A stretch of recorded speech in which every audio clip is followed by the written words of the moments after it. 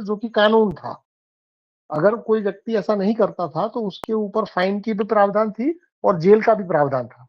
मतलब कि सिटीजन को ये कहा गया कि तुम सोना नहीं रख सकते, तुमको तुम्हारा सोना हमको देना पड़ेगा और बदले में हमसे डॉलर लेने पड़ेंगे। तो सोना जो है वो कुदरती धातु है, डॉलर तो प्रिंट है। पर ये कानून आया 6002। अब उसके दूसरे साल में एक और कानून आया जो कहता है गोल्ड रिजर्व एक्ट 1934। अब इसके अंदर उन्होंने केवल एक बदलाव किया कि सिटीजन का सोना लिया $20 के रेट पर, और अब उन्होंने रेट बदल दिया $35। मतलब कि आज यदि कोई व्यक्ति अपना $20 लेके 1 तोला सोना बैंक में रख आया है और अब उसको वो सोना वापस चाहिए, तो अब उसको $35 देने पड़ेंगे। क्या इस चाल को आप में से कोई व्यक्ति समझ पाया कि 1933 में एक कानून आया जिसने ये कहा कि आप अपना सोना बैंक को दीजिए और बदले में $20 लीजिए, और 1934 में ये कानून आया कि अब आपको अपना जो गोल्ड है वो वापस यदि चाहिए, एक्सचेंज करना है, तो अब आपको $35 देने पड़ेंगे। क्या इसमें कोई चाल आपको समझ में आई? जिनको समझ में आई वो अपने आप को अनम्यूट करके बता सकते हैं। हाँ जी। जी इसमें जी रोन। इसमें मेरे हिसाब से ये चाल है, जैसे अगर मान लीजिए कि पर्टिकुलर अमाउंट में वो पहले $20 दे रहे हैं और अगले साल अगर हम्म, उन्होंने अमाउंट 20 से बढ़ा के 35 कर दी है, तो इसमें लोगों को हम्म। ये जाएगा भी पहले ₹20 मिल रहे थे, अब 35 मिल रहे हैं, तो जो बचा हुआ सोना जिन रख लिया था लोगों ने, वो भी उनके पास जाना स्टार्ट हो जाएगा। देखिए, इसको इसको थोड़ा उल्टे से समझिए। ये बात ऐसी नहीं है, क्योंकि 6102 जो ऑर्डर था वो बहुत ही सख्त ऑर्डर था। वो ऑर्डर ये कहता था कि सिटीजन जो है वो सोना नहीं रख सकता। अगर सिटीजन के पास एक लिमिट से ज्यादा सोना है तो उसको बैंक को देना ही पड़ेगा। तो इससे क्या हुआ कि कुछ लोगों ने डर के दे दिया, कुछ लोगों ने कानून का सम्मान करते हुए दे दिया। तो जब अधिकांश लोगों का सोना बैंक के पास आ गया, तो बैंक ने अब उसका नियम बदला। भाई, वो सोना केवल डिपॉजिट ही था, ऐसा नहीं था कि बैंक ने ले लिया था। बैंक ने केवल एज ए डिपॉजिट रखा था, वो सिटीजन वापस मांग सकते थे। तो अब 1 साल के बाद कानून ये आया कि अब आपने जो सोना रखा है उसको यदि वापस लेना है तो आपको $20 में वापस नहीं मिलेगा, $35 में वापस मिलेगा। इसका अर्थ क्या हुआ ये समझिए। डॉलर जो है वो सिटीजन नहीं बना सकता। मान लीजिए सिटीजन ने 1 आउंस का जो $20 भाव था उसके हिसाब से मान लीजिए 100 आउंस सोना बैंक में रखा, तो 100 आउंस के बदले में सिटीजन के पास $2000 आए, क्योंकि 1 आउंस का $20 था। अब ये $2000 यदि सिटीजन वापस दे बैंक को, तो बैंक उसको कितना सोना वापस देगी? क्या पूरा का पूरा 100 वापस देंगी, रोनित जी? हम्म, मैं सवाल समझ नहीं पाया, एक बार आप दोबारा रिपीट कर दीजिए। अगर अगर मान लीजिए आपके पास सोना है और मैं आपको ये कहूं कि आप मुझे 1 तोला सोना दे दीजिए और उसके बदले में मैं आपको ₹20 देता हूं, हाँ जी। तो आपने अपने पास, मान लीजिए आपके पास 100 तोला सोना था, तो आपने मुझे 100 तोला सोना दिया और बदले में हम्म मैंने आपको ₹2000 दे दिए। हम्म हम्म, अब आप जब वापस मांगने आए तो मैंने ये कहा कि भैया वापसी में अब आपको मुझे ₹35 पर तोला देना है। तो हाँ आपके जी पास बिल्कुल। ₹2000 है, क्योंकि रुपया आप नहीं बना सकते, रुपया तो मैं ही बना सकता हूं। हम्म तो अब वो ₹2000 में आप कितना सोना वापस ले पाएंगे? क्या पूरा सौ मैं तोला वापस मिलेगा? ना ना 100 तोला तो नहीं मिलेगा जी, वो कम मिलेगा फिर। ओके, तो लगभग वो 60 तोले के आसपास मिलेगा, लगभग। हम्म तो इसका मतलब क्या हुआ? मैंने आपका 40 तोला सोना लूटा, क्या आपको पता चला? सही बात है, लूट ही है सरासर ये तो। क्योंकि ये शब्दों में भी पता करने में आपको 2 बार के बाद पता चला। तो जब रियल में करने जाएंगे और उसमें भी कानून का डंडा होगा तो पता चलना लगभग नामुमकिन है एक आम व्यक्ति के लिए।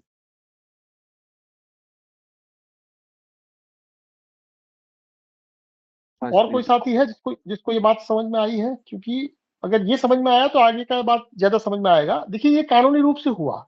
1933 में ये कानून आया कि तुमको सोना जो है वो बैंक को देना है, और 1934 में उसने रेट बदला।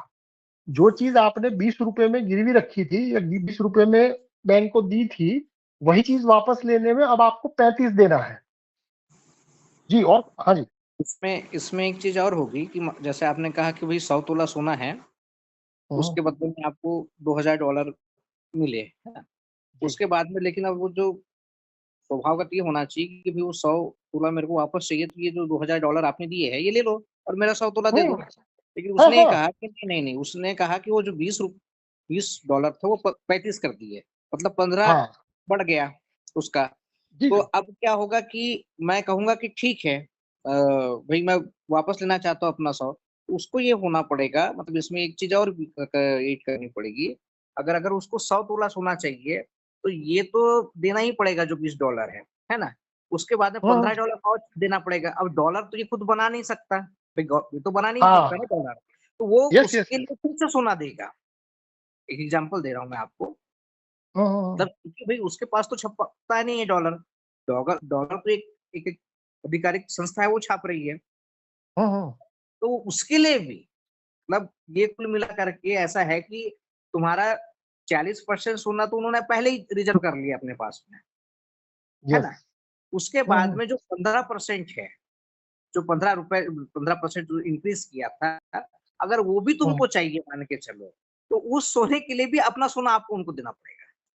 हाँ हाँ, मतलब कि ये सीधा सीधा अगर एक लाइन में कहा जाए तो वो सोना लूटने की एक कानूनी स्ट्रेटेजी थी, बिल्कुल जिसमें बिल्कुल पहले बिल्कुल। आपसे सोना लिया गया। जैसे हम्म, उदाहरण के लिए, आप यदि अपने पड़ोसी के घर पे, जैसे होता है ना कि भाई अगर पूरा घर कहीं बाहर जा रहा है तो अपना जेवर वो बाजू वाले के वहां रख के जाता है, एक गुड फेथ में कि भाई मैं जब वापस आऊं तब तो मुझे दे देना। तो हम्म, आपने सोना रख दिया और वापस मांगने गए तो अब उसने बोला कि भाई तुमको वापस चाहिए तो मुझे ये देना पड़ेगा। ये ऐसा बात हुआ है एकदम खुल्लम हम्म, खुल्ला। हम्म। मतलब कि कानून के उपयोग के माध्यम से किस तरह से लूटा जाता है, अमेरिका का इतिहास जो है वो आप देखेंगे तो ये पता चलेगा। जी भाई, इसमें और कोई साथ साथी में जिनको। हाँ जी हाँ जी इसमें जी जी। साथ में एक चीज और समझ में आएगी, मतलब एक चीज और समझ सकते हैं आप, जिसको मेंटली अगर देखा जाए, तो मान के चलिए यहाँ, हालांकि 1 साल का आपने बताया है, मतलब 1 साल का अंतर बताया है, जो 26 से जो 35 हुआ है ना, जी जी 1930 जी जी। ईयर तक।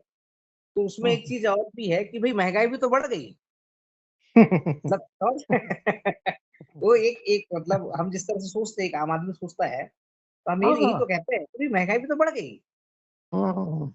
ये तो सोचता है ना मतलब कि आदमी कि भाई। आपको आपको व्यापक रूप से देखना पड़ेगा, तभी चीजें समझ में आएगी कि हाँ भाई हाँ हाँ। उन्होंने, देखो सेंट्रल बैंक के लिए तो एक सिटीजन नहीं था, उसने तो ये सोचा कि भाई पूरे अमेरिका से मान लीजिए उसको 1000 तोला मिला, तो अब हम्म उसने तो यही तय किया कि पूरे अमेरिका का ने मुझे 1000 तोला दिया और उसके बदले में मैंने अमेरिका को मान लीजिए $20,000 दिए हैं।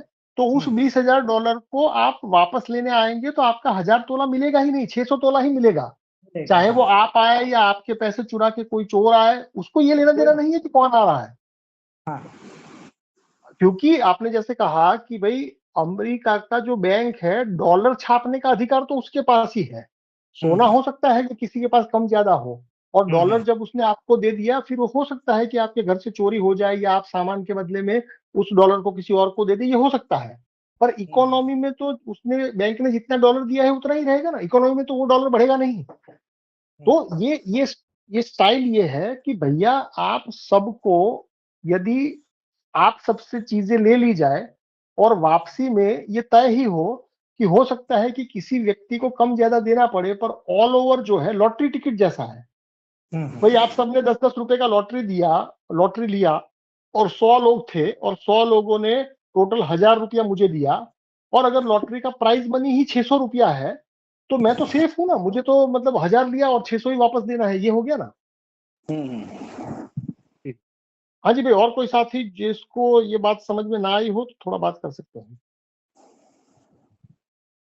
और अगर समझ में आ गई है तो एक आध व्यक्ति मुझे जरा बता दे तो हम आगे बढ़े थे।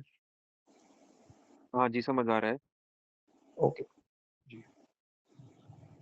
अब आगे ये हुआ कि फिर से दूसरा विश्व युद्ध हो गया। मतलब कि माहौल जो है वो जब अफरा तफरी का होता है तो व्यक्ति अपने दिमाग पर जोर डालना बंद कर देता है, और नेशनलिज्म का एक ऐसा जहर पिलाया जाता है या एक ऐसा नशा पिलाया जाता है कि व्यक्ति बुनियादी चीजों के बारे में सोचना बंद कर देता है।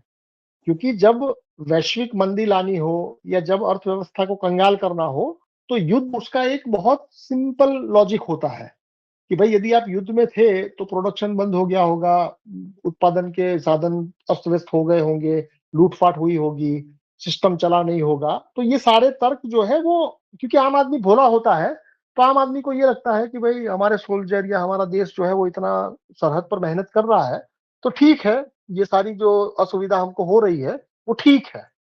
ये आम आदमी ऐसा सोचता है। तो फिर दूसरा विश्व युद्ध हुआ, और दूसरे विश्व युद्ध में भी अर्थव्यवस्था गिरी। मतलब अर्थव्यवस्था के ऊपर केवल अमेरिका की अर्थव्यवस्था नहीं, लगभग जितने भी देश दूसरे विश्व युद्ध में शामिल थे, उनकी अर्थव्यवस्थाएं गिरी। अब जब अर्थव्यवस्था गिरी, तो आपको समझना ये पड़ेगा कि ये देश जो है वो कोई नेचुरल कॉन्सेप्ट नहीं है। नेचुरली तो जमीन बनी बनाई है, उसके ऊपर केवल देशों की लकीर खींची गई है। अब अगर लकीर खींच भी दो, तब भी आज की तारीख में भी दुनिया का कोई ऐसा देश नहीं है जो कि पूरी तरह से स्वावलंबी हो। हर एक देश जो है वो कुछ ना कुछ मामलों में दूसरे देश पर आश्रित ही है। जैसे उदाहरण के लिए क्रूड ऑयल है, तो क्रूड ऑयल के लिए तो पूरी दुनिया में शायद 10-12 देश ही है जिसको क्रूड ऑयल बनाना आता है या उनके पास वो टेक्नोलॉजी या संसाधन है। बाकी सारे देश तो इंपोर्ट ही करते हैं। तो उसी हिसाब से केवल क्रूड ऑयल की बात नहीं है, पूरी दुनिया में इवन उस जमाने में तो ज्यादा डिपेंडेंसी थी। हर एक देश जो था उसके पास अपने संसाधन सीमित थे, और बाकी चीजों के लिए उसको दूसरे देश से कुछ भी आयात करना पड़ता था। तो हुआ ये कि युद्ध के कारण एक देश को दूसरे देश के ऊपर जो भरोसा होता है वो गिरने लगा। भाई जब पूरा विश्व युद्ध है, पूरा विश्व जो है वो दो धड़ों में बटा हुआ है, और विश्व का एक बहुत बड़ा हिस्सा तो गुलाम है, तो अब ट्रेड तो होगा ही, चाहे युद्ध हो या कुछ भी हो, पर जो बेसिक चीजें हैं वो तो चलती ही रहेगी। तो अब ये बेसिक चीजों में दो देश एक दूसरे के ऊपर भरोसा नहीं कर सकते थे। तो तब 1944 में एक ब्रेटन वुड एग्रीमेंट हुआ।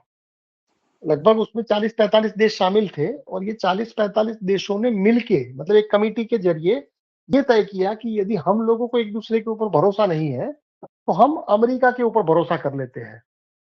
कि भाई अगर मान लीजिए दो देश है, कि भाई भारत है और चाइना है, और उन दोनों को अपना ट्रेड करना है, तो भारत ये कहेगा कि मुझे चाइना का करेंसी पसंद नहीं है, और चाइना ये कहेगा मुझे भारत का करेंसी पसंद नहीं है। तो अमेरिका ने मध्यस्थी की। उन्होंने ये कहा कि भैया आप सब लोगों को एक दूसरे के ऊपर भरोसा करने का जरूरत नहीं है।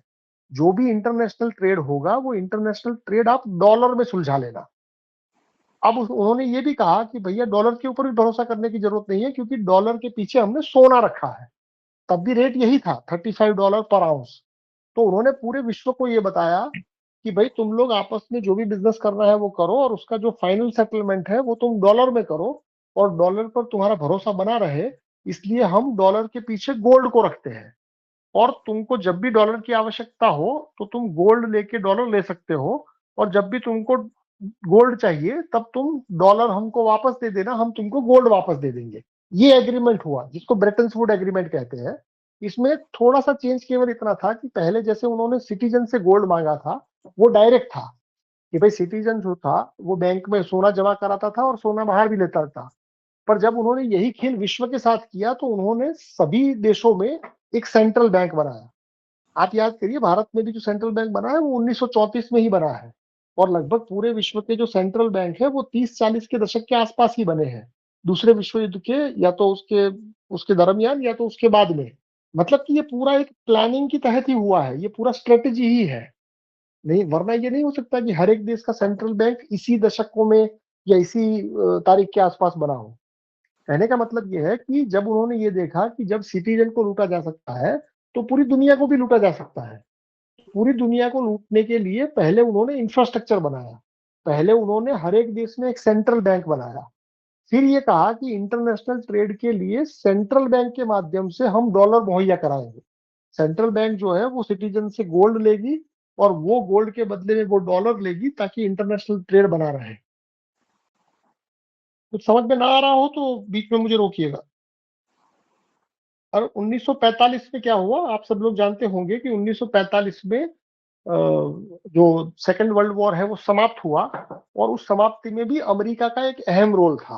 अमेरिका ने जापान के ऊपर 2 परमाणु बम गिराए। अब ये परमाणु बम गिराने का यहाँ क्या संदर्भ है, ये समझने के लिए आपको ये समझना पड़ेगा कि डॉलर अगर पूरी दुनिया के केंद्र में है, तो उसको पहले दुनिया को ये बताना पड़ेगा कि हम बहुत पावरफुल हैं।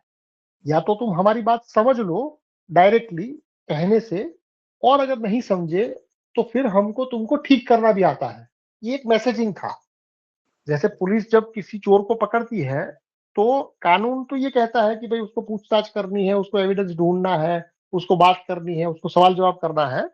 पर अगर आप लोगों में से किसी को अनुभव है, खास करके चोरों के साथ पुलिस क्या करती है, तो वही स्ट्रेटेजी अमेरिका ने की कि भाई अमेरिका ने पूरे विश्व को एक पिक्चर दिखाया कि देखो हम ये भी कर सकते हैं। तो या तो हम तुमको, हमारी बात को तुम मान लो कि भाई वर्ल्ड रिजर्व करेंसी हम है और हमें रहने दो, वरना हम ये भी कर सकते हैं। तो उस हिसाब से जो दबदबा था अमेरिका का वो बना रहा। फिर 1947 में आईएमएफ बना। अब ये आईएमएफ शब्द शायद हो सकता है आप में से कुछ लोग जानते हो, कुछ लोग नहीं जानते हो। इंटरनेशनल मॉनेटरी फंड से कहते हैं, और इसका काम जो है वो दुनिया भर के जो विकसित देश नहीं है उनको लोन बांटना है। आईएमएफ के बारे में आप में से कोई व्यक्ति जानता हो तो जरा थोड़ा बताएं। अपने आप को अनम्यूट कर सकते हैं, जो भी जानते हो वो बता सकते हैं।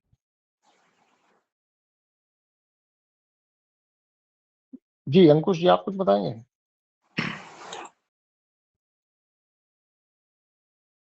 और रोनित, आपके पास कोई इन्फॉर्मेशन है तो आप शेयर कर सकते हैं। हेलो। हाँ जी। जब यूपीएससी की तैयारी कर रहे थे उस समय पे इसके विषय में हमने पढ़ा था। जो आप कह रहे हैं कि भाई एक संस्था है जो जो विकासशील देश है उनको फंड देती है जी डेवलपमेंट जी के जी। हिसाब से या स्वास्थ्यगत सुविधाओं के हिसाब से, बहुत अलग अलग पैरामीटर है हाँ हाँ, जी इसके जी लोन। जी। जी मतलब मैं, कि अब ये लोन जो है वो डॉलर में मिलता है। हाँ हाँ बिल्कुल, हाँ बिल्कुल सही। तो मतलब ये है कि भैया, जब अगर मान लीजिए कि कोई देश इंपोर्ट एक्सपोर्ट में बिलीव नहीं करता, वो स्वावलंबन पर जाता है, तो धीरे धीरे ये उनकी नई पीढ़ी को ये बताएंगे कि देखो तुम्हारा देश बैकवर्ड है या तुम्हारे देश में कोई सुविधा नहीं है, और उसका कारण ये है कि तुम्हारे पास मुद्रा नहीं है, तो हमने एक संस्था बनाई है, उससे तुम लोन ले लो। मतलब कि वो डॉलर को पॉपुलर पॉपुलर करने का ये एक हथकंडा है। जी वो जो लोन लोगे वो लोगे डॉलर में। हाँ, मतलब $10 लिया है, तुमको 11 चुकाना है, तो फिर से वही खेल है। हाँ मतलब कि डॉलर की डिपेंडेंसी बढ़ाने के लिए उन्होंने केवल युद्ध नहीं किए थे, युद्ध के साथ साथ उन्होंने कुछ पॉलिसी ऐसी बनाई थी जो कि समझने में आपको 2-3 जनरेशन लगते हैं, रातों रात समझ में भी नहीं आती है। आज दुनिया का लगभग एशिया अफ्रीका में लगभग कोई देश ऐसा नहीं होगा जिसके पास आईएमएफ का लोन ना हो। जी जी क्योंकि बिल्कुल सही। क्योंकि कोई ये नहीं पूछेगा कि आईएमएफ कहां से लाता है, भाई डॉलर तो प्रिंट ही होता है। पर 1947 में जब आईएमएफ बना, तब डॉलर का स्टेटस ये था कि एक भी डॉलर बनेगा तो उसके पीछे ये गोल्ड होगा। तो उसके कारण क्या हुआ कि क्योंकि गोल्ड के, अमेरिका के ऊपर किसी को आज भी भरोसा नहीं था, ना पहले था, पर कम से कम उन्होंने ये कहा कि हमारे पीछे गोल्ड है, इसलिए लोगों ने ये बात मान ली। और जो लोग थोड़ा बहुत हिचकिचा रहे थे मानने में, उन्होंने भी जब ये देखा कि साला ये तो बम भी गिरा सकते हैं, तो किसी ने या तो उनके ऊपर भरोसा करके या गोल्ड के ऊपर भरोसा करके या डर के मान लिया। मतलब साम दाम दंड भेद सारे तरीकों से लोगों ने मानना शुरू कर दिया। इसके कारण एक ऐसी मुद्रा जो कि ऐसे ही बन सकती है, उसका उद्भव हुआ। शुरुआत में ये कह के उद्भव हुआ कि डॉलर हम तभी बनाएंगे जब हमारे पास सोना होगा, हम सोने से अतिरिक्त डॉलर नहीं बना देंगे। जी। फिर 1947 के बाद जब पूरी दुनिया में डॉलर पॉपुलराइज हो गया, विकसित देशों में भी हुआ, अल्प विकसित देशों में भी हुआ, जो देश विकसित नहीं थे उसके पास भी हुआ, तो अब उनको पता चला कि भाई पूरी दुनिया जो है वो डॉलराइज हो चुकी है, पूरी दुनिया में डॉलर जो है वो पॉपुलर हो चुका है। तो अब उन्होंने एक नया खेल खेला, क्योंकि अब तक ये चल रहा था कि डॉलर के पीछे गोल्ड था। अब ये उनको तो पता ही था कि अगर डॉलर के पीछे गोल्ड है तो हम गोल्ड, मतलब दुनिया की रिजर्व करेंसी होने के बावजूद भी उसका कुछ फायदा नहीं उठा सकते, क्योंकि पीछे कोई सॉलिड चीज हमको रखनी पड़ती है। अगर वो सॉलिड चीज नहीं है तो ना हम डॉलर छाप सकते हैं ना किसी और को दे सकते हैं। तो उन्होंने धीरे धीरे दुनिया की डिपेंडेंसी को ट्रैक किया कि भाई दुनिया को कहाँ डिपेंडेंट किया जाए। उसके लिए उन्होंने ओपेक बनाया। ओपेक जो है उसके बारे में अगर कोई साथी जानते हैं तो बताए। ओपेक एक संस्था है जो कि दुनिया भर में जो क्रूड ऑयल का सप्लाई है उसका नियंत्रण करती है। कोई साथी है जो इसके ऊपर कुछ बताना चाहे, जानना चाहे? अगर आप जानते हैं तो कुछ बताएं। ओपेक, शायद ये ईरान का वॉर चल रहा है तो आपने ओपेक के बारे में सुना भी होगा कहीं। तो उन्होंने ओपेक संस्था बनाई। ओपेक संस्था क्या करती थी? ओपेक संस्था का काम जो था वो दुनिया भर में जो ऑयल के भंडार है उस ऑयल के भंडार को नियंत्रण में लाना और उसको रेगुलेट करना और ये सुनिश्चित करना कि ये जो ऑयल है वो डॉलर में ही बिके, क्योंकि उनको पता चलता गया कि भाई डॉलर दुनिया तब तक ही खरीदेगी जब तक डॉलर की जरूरत है, और डॉलर की जरूरत को उन्होंने ऑयल के साथ जोड़ दिया, क्योंकि ऑयल से बहुत सारे उत्पाद बनते हैं। कोई भी दुनिया का आज का देश जो है वो बिना ऑयल के उसका इकोनॉमी नहीं ठहर सकता, क्योंकि आज इकोनॉमी पूरी तरह से डॉलराइज तो है ही, पर उससे ज्यादा वो ऑयल बेस्ड हो चुकी है। जैसे भारत भी ऑयल जो है वो इंपोर्ट ही करता है, और दुनिया में शायद 10-12 देश ही है जो ऑयल को प्रोड्यूस करते हैं, बाकी सारे लोग इंपोर्ट ही करते हैं। तो उन्होंने क्या किया कि इस ऑयल पर पूरी दुनिया को आश्रित कर दिया, और उस ऑयल जो है उसको वो अपने हाथ में रखा। उस जमाने में या इवन आज भी जो दुनिया का सबसे लार्जेस्ट प्रोड्यूसर है ऑयल का वो सऊदी अरेबिया है। तो सऊदी अरेबिया के साथ उन्होंने पेट्रो डॉलर बनाया। मतलब कि पेट्रो डॉलर का अगर आप उसका अर्थ समझे तो पेट्रो डॉलर का मतलब ये है कि उन्होंने कुछ ऐसी पॉलिसी सऊदी अरब के साथ की कि तुम्हारा जो ऑयल का उत्पाद है उसको तुमको कंपलसरी डॉलर में बेचना है, क्योंकि एक समय के बाद लोग डॉलर लेना बंद कर सकते थे। तो उन्होंने पहले से ही ये कह दिया कि भाई डॉलर का उत्पादन जो है उसको पहले ओपेक में शामिल कर लिया गया, और ओपेक का जो सबसे बड़ा मेंबर था वो सऊदी अरब था। तो सऊदी अरब के साथ उन्होंने एक एग्रीमेंट कर लिया कि भाई पूरी दुनिया में अगर किसी को ऑयल चाहिए तो वो ऑयल उसको डॉलर में ही खरीदना पड़ेगा, क्योंकि उनको पता था कि ये गोल्ड को जब हम पीछे हटाएंगे, अगर मान लीजिए गोल्ड को हटा दिया और उसके बदले में कोई और शिकंजा नहीं कसा, तो दुनिया डॉलर को मानना बंद कर सकती है। तो इसलिए डॉलर के पीछे सोने को हटाने के पहले उन्होंने ओपेक बना दिया और ये पेट्रो डॉलर की रूपरेखा रख दी। अब डॉलर को निकालने का जो टाइम आया वो था 1971। क्या इसके बारे में कोई जानता है? निक्सन शॉक 15 अगस्त 1971 का दिन था जब ऑफिशियली पूरी दुनिया फिएट करेंसी पर आई। 1971 के पहले दुनिया में डॉलर चलता था। डॉलर जो था वो विश्व की रिजर्व करेंसी था। दुनिया की हर एक करेंसी जो थी वो डॉलर के साथ जुड़ी हुई थी, और डॉलर जो था वो गोल्ड के साथ जुड़ा हुआ था। तो मतलब कि 1971 तक इनडायरेक्टली दुनिया में गोल्ड स्टैंडर्ड ही था, चाहे वो भारत की मुद्रा हो या चाहे कोई भी मुद्रा हो, इनडायरेक्टली, क्योंकि सारी मुद्रा जो था उसका आधार डॉलर था और डॉलर जो था उसका आधार गोल्ड था। और 1971 में अमेरिका का जो प्रेसिडेंट है, निक्सन नाम है उसका, जैसे मोदी जी 2016 में आए थे वैसे निक्सन टीवी पर आया था। आपको यदि ये लगता है कि मोदी जी ये टीवी पर आकर ये बोल दिया, ये एक पैटर्न है, ये पैटर्न का हिस्सा है। ये पैटर्न आज से 50 साल पहले हो चुकी है, और वो पैटर्न के हिसाब से उन्होंने रातों रात ये कह दिया कि भाई आज से हम डॉलर के पीछे जो गोल्ड था उसकी कन्वर्टेबिलिटी को समाप्त करते हैं। मतलब कि जो जो देशों ने उनके ऊपर भरोसा करके डॉलर लेके गोल्ड दिया था, अब उनको वापस गोल्ड नहीं मिलेगा। और ये कानूनी रूप से हुआ, मतलब वो भी एक एग्जीक्यूटिव ऑर्डर ही था। तो कानूनी रूप से उन्होंने दुनिया का सोना कैसे छीना, अपने सिटीजन का कैसे सोना छीना। और क्या ये बात समझ में आ रही है कि केवल कह देने से लोग मान लेते हैं? 1971 में अमेरिका का प्रेसिडेंट टीवी पर आके बोला कि हम जो है वो देश हित में, मानवता के हित में हम ये डॉलर का जो कन्वर्टेबिलिटी है गोल्ड के साथ उसको समाप्त करते हैं। ये 1971 की जो घटना है उसके बारे में आप लोगों में से कोई जानता हो तो जरा बताएं। क्या आप लोगों ने ऐसा कभी सुना है कि ऐसा कुछ 1971 में ऐसा प्रसंग हुआ है? इवन यूट्यूब पर भी आप पूछेंगे कि निक्सन शॉक 1971, तो उसका कुछ 40 सेकंड का भाषण मिलेगा। वैसे लंबा भाषण है पर उसका मूल जो पॉइंट है वो 40 सेकंड में उसने बता दिया था। आप में से कोई साथी है जो ये निक्सन शॉक के बारे में पहले से जानता था? जी रोनित, शायद आप जानते हो। जी विश्वजीत। इसके बारे में तो नहीं सुना जी। ओके विश्वजीत आप बताएं। रोनित आता हूं मैं आपके पास। जी विश्वजीत। वो तो आपने ही बताया है निक्सन शॉट के बारे में कि 1971 में आता है और एकाएक वो 35 सेकंड का है, 1 मिनट का।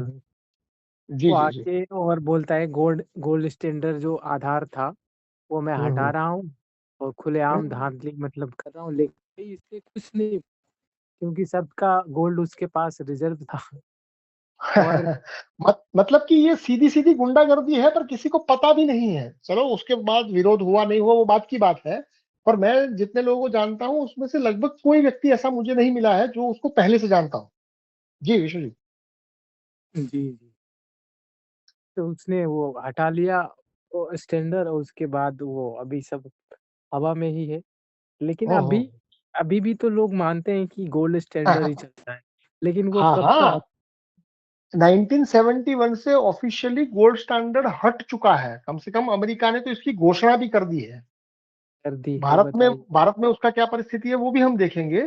पर दुनिया जो है वो गोल्ड स्टैंडर्ड पर नहीं है। ऑफिशियली 1971 से गोल्ड और मुद्रा के बीच का जो रिश्ता था वो काट दिया गया है। और ऐसा नहीं है कि वो मतलब प्रेसिडेंट ने टीवी पर आया मतलब कोई कानून नहीं है। एग्जीक्यूटिव ऑर्डर था वो।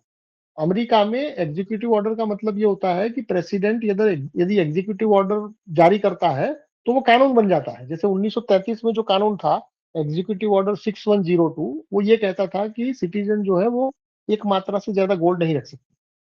ठीक वैसे ही 1971 में निक्सन ने आके ये कह दिया कि भाई हम कल से बंद कर रहे हैं गोल्ड की कन्वर्टेबिलिटी। इवन उसके पीछे का भी थोड़ा इतिहास जानेंगे तो आपको पता चलेगा कि भाई फ्रांस की जो गवर्नमेंट थी उन्होंने अपना सोना वापस लेने के लिए आर्मी भेजी थी। मतलब उनका नेवी भेजा था। तब अमेरिका को यह समझ में आ गया कि यदि पूरा दुनिया अगर हमसे सोना वापस मांगने आएगी तो हमारे पास तो उतना सोना है ही नहीं। हमने लोगों को प्रॉमिस तो दे दिया था पर उनके पास उतना सोना था नहीं। उन्होंने बिना सोने के ही डॉलर छापे थे। अब वो बिना बिना सोने के डॉलर छापे हैं और अगर पूरी दुनिया डॉलर वापस मांगने आएगी तो उसके पास उतना सोना है ही नहीं। तो उस चीज का तोड़ उन्होंने कानूनी रूप से लिया कि भाई हमने आपसे सोना लिया था, बात ठीक है, हम आपको वापस देने वाले थे, ये भी बात ठीक है, पर वो पुराना कानून है, आज से हम कानून बदल रहे हैं। तो अब आप याद करिए कि जो नियम और नैतिकता काम चलाऊ है ये मैं क्यों कहता हूं। अगर किसी को ये लगता है कि भाई कानून बहुत बड़ी चीज है तो कानून ये है। जी रौनिक, आप बताएं कुछ। देखिए बहुत कुछ पढ़ा इसके बारे में, लेकिन आज तक निक्सन शॉक जो है ना वो नहीं सुना था।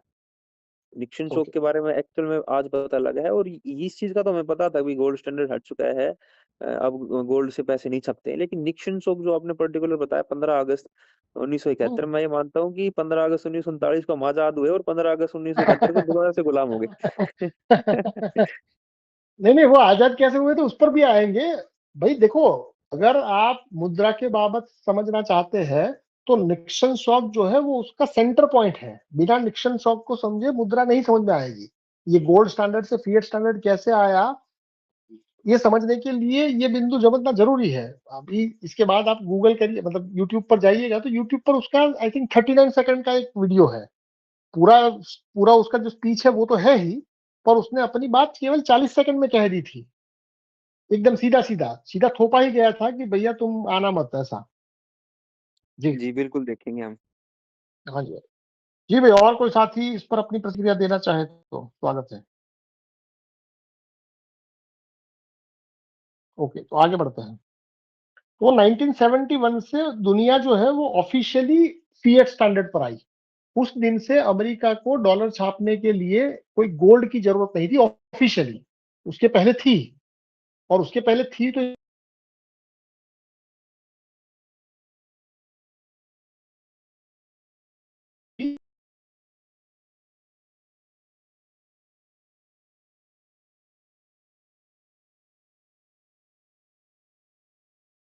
थे। पर जब उनको ये पता चला कि हमने तो ये कर लिया है तो हुए डॉलर छापे, ऐसा ही अगर गोल्ड वापस करप्ट हो जाएंगे तो अपने आप को बैंकरप्सी से बचाने के लिए उन्होंने फॉर्म आए जिसमें वो कभी बैंकरप्ट हो ही नहीं सकते क्योंकि डॉलर तो अब कितना भी छप सकता है।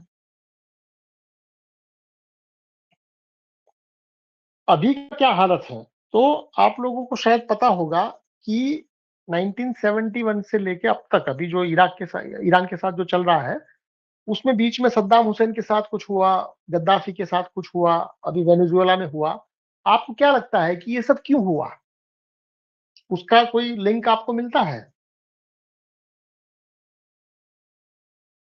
कोई साथी इस पर रोशनी डालेगा?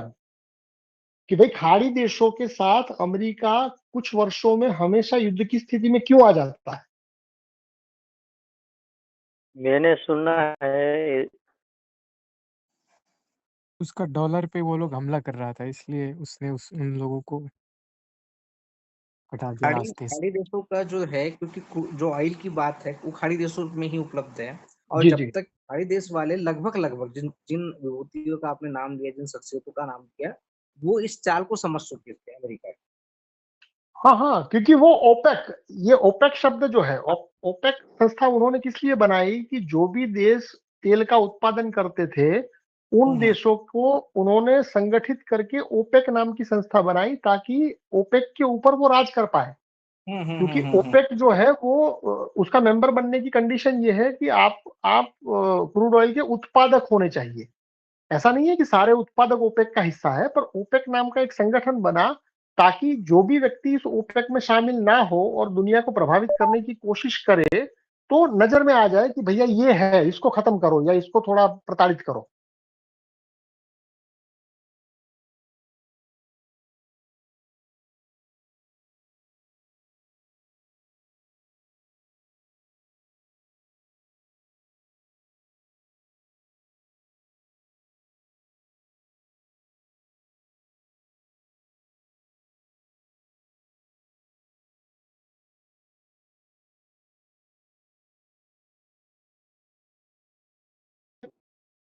अराजकता का नाम दे दिया जाएगा, हिटलर साइड का नाम। मतलब ह्यूमन राइट्स का भी इश्यू आ जाएगा उसके अंदर। आपको ये लगेगा कि भाई उनके पास कोई वेपन था।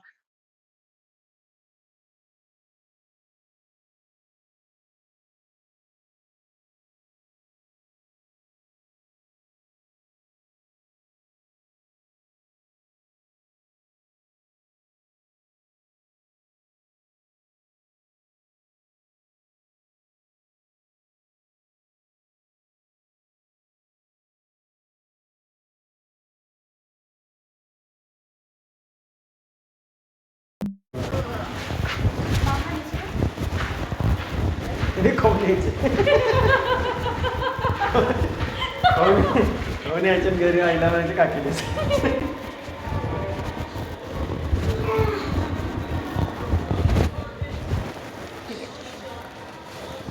ए पापा चष्मा रेडी।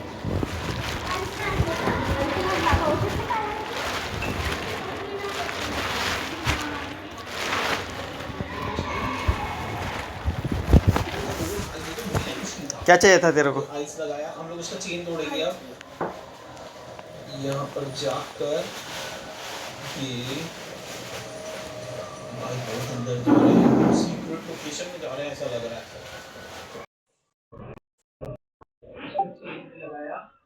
कि तब तक नियम थोपना आसान नहीं रहेगा। तो दुनिया को कंट्रोल करने वाला, चाहे वो अमेरिका हो या चाहे कोई और देश हो या और संगठन हो, उनका हमेशा ये काम रहेगा कि भाई इमरजेंसी पूरी तरह से समाप्त ना हो, कहीं ना कहीं छोटा मोटा कोई मामला सुलगता हुआ रहे ताकि कभी भी उसको मेन मुद्दा बनाया जा सके। ये पॉलिटिक्स का एक बेसिक फंडा है कि अगर आपको राज करना है या अगर आपको शोषण करना है, तो शोषण करने के लिए आपको हमेशा इमरजेंसी को खत्म नहीं करना है, इमरजेंसी बनी रहनी चाहिए। जेवण करताना तोपर्यंत कंटिन्यू करतो ना मी। काय कंटिन्यू करतो? फटकेच देऊन तुला, अरे डोळे जातात रे कामातून। जी, और कोई साथी इसके ऊपर कोई प्रश्न है तो पूछ सकते हैं, कुछ बताना चाहे तो बता भी सकते हैं। तो कुल मिलाकर मेरा कहना यह है कि अगर आप 100 साल या 150 साल का अमेरिका का डॉलर का इतिहास देखेंगे तो आपको ये पता चलेगा कि डॉलर का डोमिनेंस दुनिया पर बने रहे, उसके लिए युद्ध होते हैं। युद्ध कभी भी ऐसे नहीं होते कि भाई कोई शहंशाह था जो अपने लोगों को परेशान कर रहा था और उसको हटाने के लिए, मानवता के लिए युद्ध किया गया। ये सब न्यूज में शायद दिख सकता है, कोई नैरेटिव हो सकता है, पर अल्टीमेटली ये पूरी की पूरी जो लड़ाई है वो पूरी की पूरी लड़ाई डॉलर को बचाने की है। क्योंकि अगर डॉलर बचा रहा तो डोमिनेंस बचा रहेगा, डोमिनेंस बचा रहा तो गुलामी बची रहेगी। तो अल्टीमेटली ये काम आम जनता को गुलाम बनाना है। यहाँ पर जो नेतृत्व है वो तो पिट्ठू ही होता है, वो तो सब मिले हुए होते हैं। भाई राजेंद्र जी अगर कुछ कहना है तो अनम्यूट रहे, बाकी फिर म्यूट रहे। डोमिनेंस मतलब क्या होता है? आधिपत्य, आधिपत्य समझते हैं ना, प्रभाव। डॉलर का प्रभाव है इसलिए जो है वो देखिए, पहले एक चीज समझिए, इसको आपको इस तरह से समझना है, अल्टीमेटली ये खेल ऊर्जा का खेल है।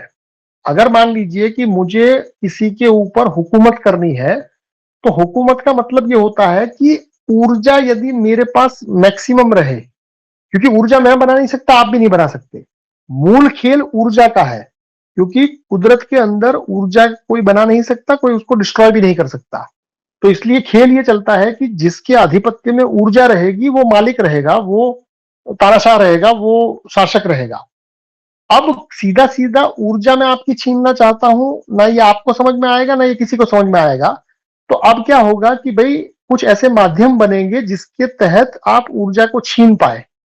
तो पहले सोने के माध्यम से, मतलब कि सोना सबके पास है, तो अगर सबको कंगाल करना है तो पहले उसका सोना छीन लो।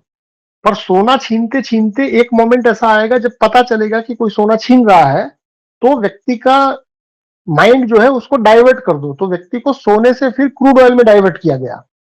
अब ये क्रूड ऑयल जो है, वो क्रूड ऑयल भी आपको रियल में चाहिए या वो भी सरकारों के माध्यम से आपके दिमाग में डाला गया है, ये अगर आप सोचेंगे तो आपको पता चलेगा कि क्रूड ऑयल एक्चुअल में मानवता की रिक्वायरमेंट नहीं है, पर मानवता को दिमागी रूप से इतना कंगाल कर दिया गया है कि उसको लगता है कि बिना क्रूड ऑयल के तो देश जिंदा ही नहीं रह सकता या व्यक्ति जिंदा ही नहीं रह सकता, जो कि सच्चाई नहीं है। पर क्योंकि सालों से ये डाउनलोडिंग हुआ है, और वो डाउनलोडिंग इसलिए हुआ है क्योंकि खेल अल्टीमेटली ऊर्जा को खींचने का है। अब ऊर्जा ऊर्जा कह के नहीं खींची जा सकती, ऊर्जा का वो स्वभाव नहीं है। तो इसलिए ऊर्जा खींचने के लिए या तो सोना खींचा जाएगा, या तो आपको किसी और चीज में उलझाया जाएगा। अल्टीमेटली ये आपके दिमाग के साथ खेला गया एक खेल है। अब आपको थोड़ा सोच के ऐसा ताज्जुब हो सकता है कि भैया ये खेल ऐसा क्यों है कि भाई इसका एक पैटर्न तो है, पैटर्न सीधा सीधा होने के बावजूद भी इसको सीधा सीधा पूरी दुनिया क्यों नहीं समझ रही है। क्योंकि आपको टीवी में जो दिखता है, राजनेता जो बात करता है, कानून की पढ़ाई लगभग किसी ने की नहीं होती है। सबको ये लगता है कि भैया कानून जो है वो सर्वोपरि है, हमें उसका सम्मान करना चाहिए।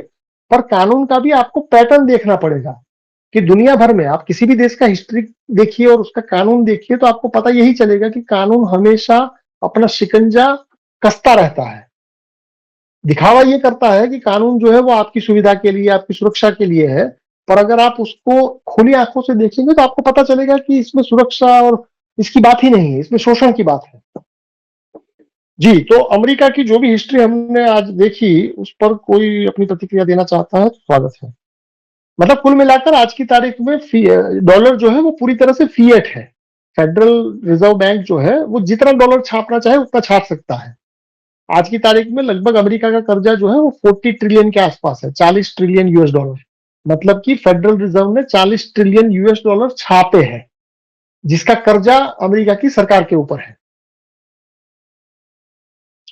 जी, कोई साथी इस पर अपनी कोई प्रतिक्रिया देना चाहे, अमेरिका का जो भी हिस्ट्री है उसके ऊपर।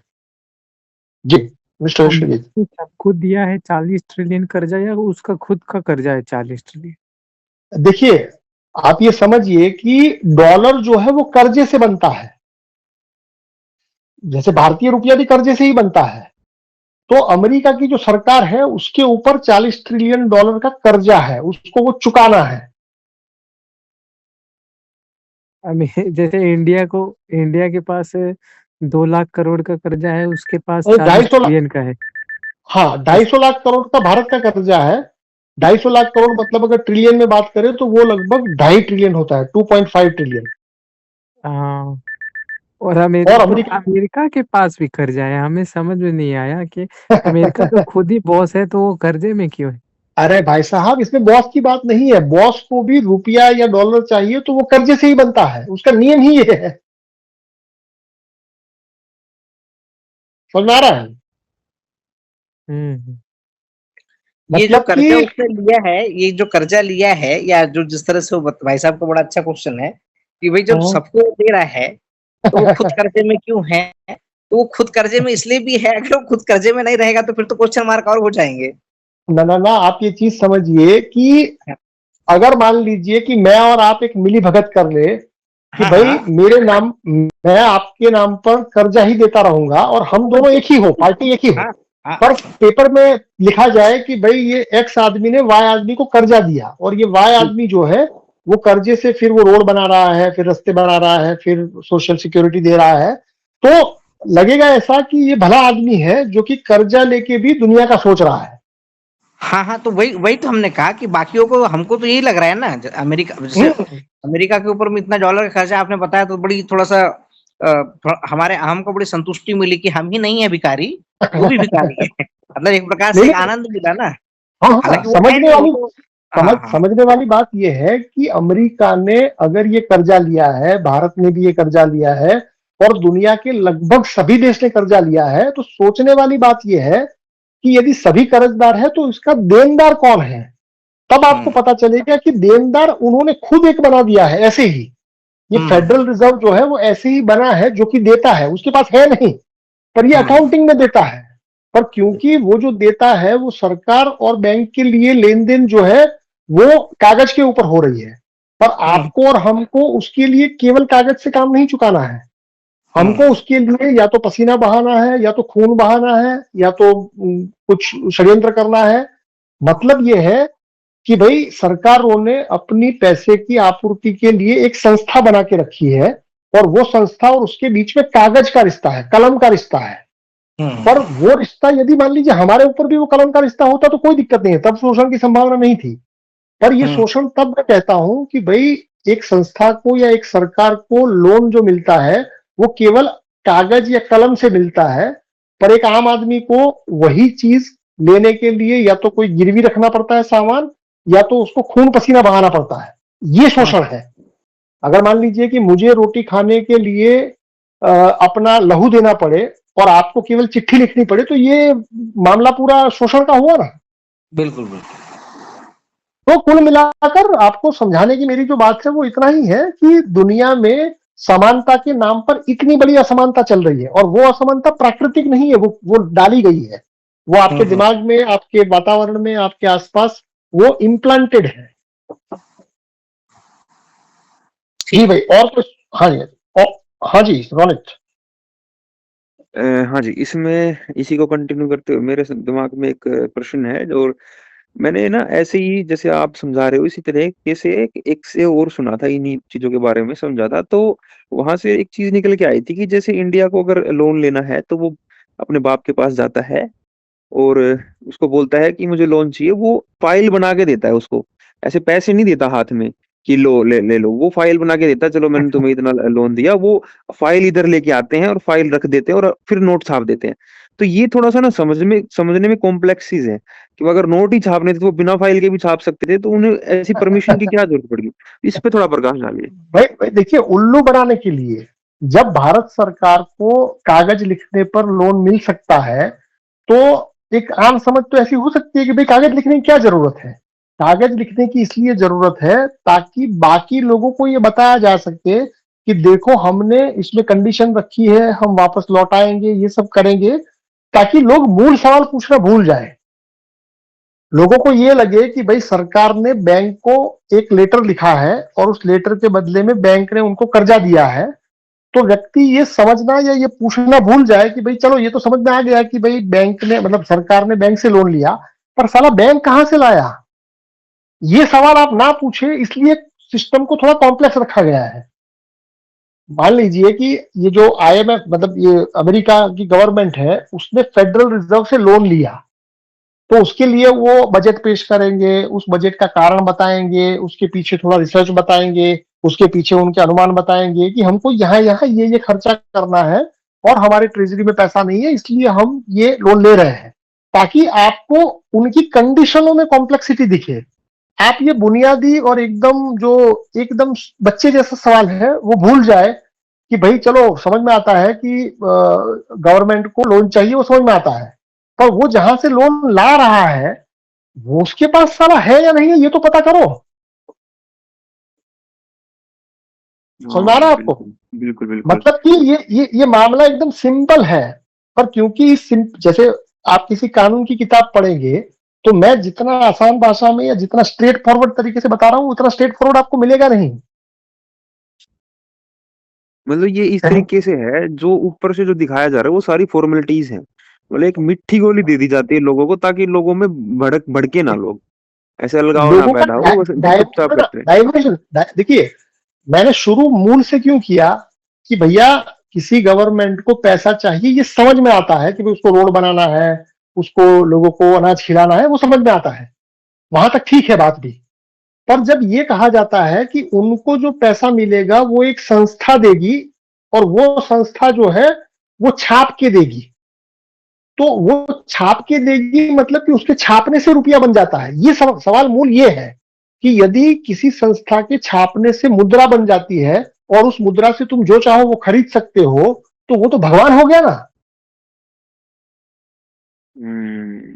समझ में आई बात? बिल्कुल बिल्कुल। कम से कम गवर्नमेंट को तो चलो मैं कह रहा हूं कि वो भी फालतू है, पर कम से कम वो फालतू चीज करनी तो पड़ती है। जब उसको वो फालतू चीज करनी पड़ती है और सेंट्रल बैंक जो है वो उस फालतू के आधार पर वो कहां से छाप देता है, वहां कोई लेन देन नहीं है। सरकार के ऊपर तो कम से कम लेन देन है कि उसने वो डॉक्यूमेंट उसको दिया और उसके बदले में रुपया लिया, पर वो रुपया क्या बैंक के पास पड़ा हुआ था या उसने नया ही पैदा किया? अगर नया पैदा किया है तो ऊर्जा के नियम के हिसाब से ये इतनी बड़ी ऊर्जा, मनी एक ऊर्जा है, वो पैदा कहां से हुई? और अगर वो पैदा ऐसे ही हो सकती है तो वो केवल सरकार ही क्यों करे, आप और हम क्यों ना करें? ये तो फिर असमानता हो गई ना। हाँ जी बिल्कुल। तो आई होप कि आपको ये बातें समझ में आ रही है। देखिए, ये जो टाइमलाइन मैं आपको दे रहा हूं उसको देने का कारण केवल इतना है कि आप ये समझे कि भाई पूरा का पूरा तंत्र जो है उसका डायरेक्शन फिक्स है। वो डायरेक्शन में हो सकता है समय में वो थोड़ा आगे पीछे कर सकते हैं, पर वो डायरेक्शन कभी चेंज नहीं होगी। ऐतिहासिक रूप से आप देखेंगे तो ऐतिहासिक रूप से आपको यही मिलेगा कि भाई कैसे लोगों के ऊपर का नियंत्रण कसता गया है। पुराने जमाने में जाएंगे तो नियंत्रण होगा, पर वो थोड़ा लूज होगा, थोड़ा और आप समय स्पेंड करेंगे तो फिर वो नियंत्रण कसता जाएगा। तो इसी से फिर हम आगे भी देख सकते हैं कि यदि ये नियंत्रण कसता ही जाता है तो हम फ्रीडम की बात क्यों कर रहे हैं? फ्रीडम की बात नहीं है, ये बात गुलामी की बात है कि भाई सरकारें, संस्थाएं, बैंक वो आम जनमानस को गुलाम बनाना चाहती है। क्यों बनाना चाहती है उसके ऊपर भी हम आएंगे, उसका भी पहलू है। पर फिलहाल आप ये समझिए कि भाई अभी जो अटैक हो रहा है वो मानसिकता के ऊपर अटैक है। इतना सिंपल बात है, फिर भी पूरी दुनिया उससे अनजान है, लगभग पूरी दुनिया।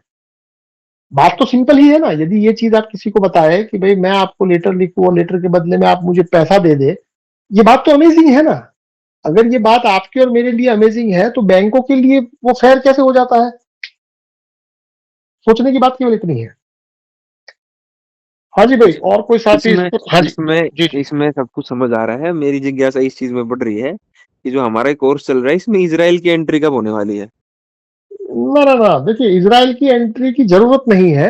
मैं चाहूं तो उसको हर एक चैप्टर में ऐड कर सकता हूं, पर पूरे करिकुलम में कहीं इजराइल नहीं है।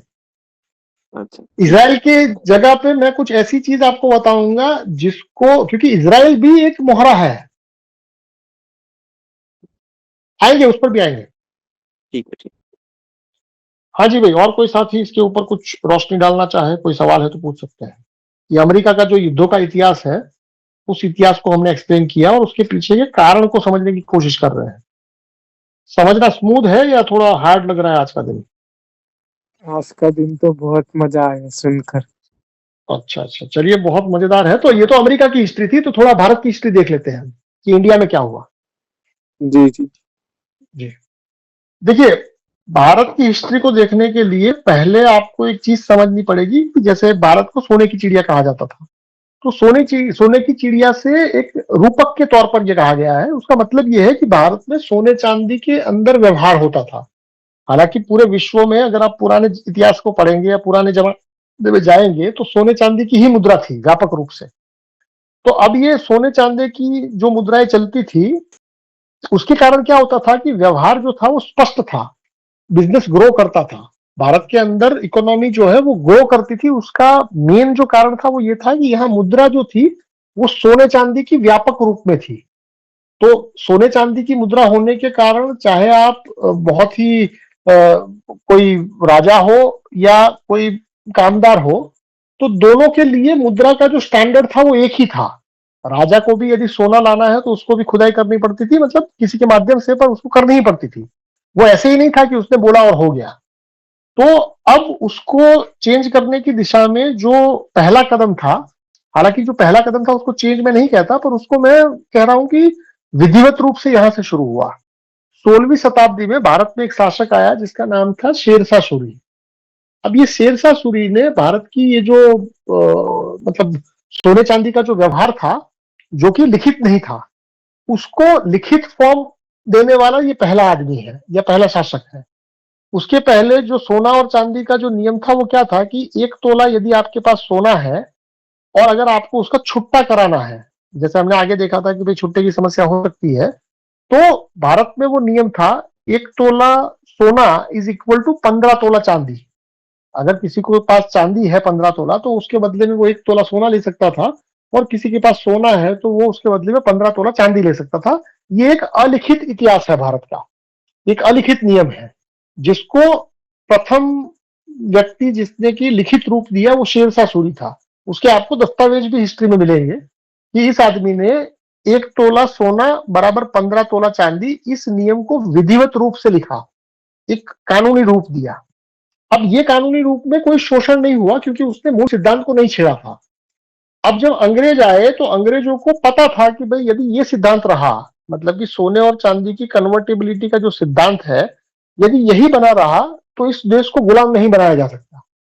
तो गुलाम बनाने के लिए सबसे पहले उन्होंने जो छेड़छाड़ की वो कॉइनेज एक्ट है। कॉइनेज एक्ट पहली बार जो बना वो 1835 में बना। जब ब्रिटिश राज आया भारत में तो ब्रिटिश राज ने सबसे पहले जो सिक्कों के साथ जो गड़बड़ की, उसमें कॉइनेज एक्ट 1935, उसमें भी 2-4 साल बाद आई थिंक 41 में एक सेक्शन ऐड किया गया, जिसके तहत उन्होंने ये जो 15 तोला वाला जो हिसाब किताब था उसको चेंज किया। यहाँ थोड़ा एक प्रिंट मिस्टेक है, उसको जरा समझ लीजिएगा। यहाँ 15 नहीं, वहां 15 है। ये शेरशाह सूरी में 15 है और यहाँ 10 है। 1 तोला गोल्ड बराबर 10 तोला सिल्वर है। तो सबसे पहले अंग्रेजों ने आके क्या किया कि 1 तोला गोल्ड का जो रेट 15 तोला चांदी था, उसको उन्होंने 15 तोला की जगह 10 तोला कर दिया। अब इसका क्या प्रभाव पड़ा होगा, क्या आप में से कोई बता सकता है कि भाई पहले रेट 1 तोला सोना बराबर 15 तोला चांदी था और फिर उन्होंने 1 तोला सोना बराबर 10 तोला चांदी कर दिया, तो इससे क्या अंतर पड़ा होगा?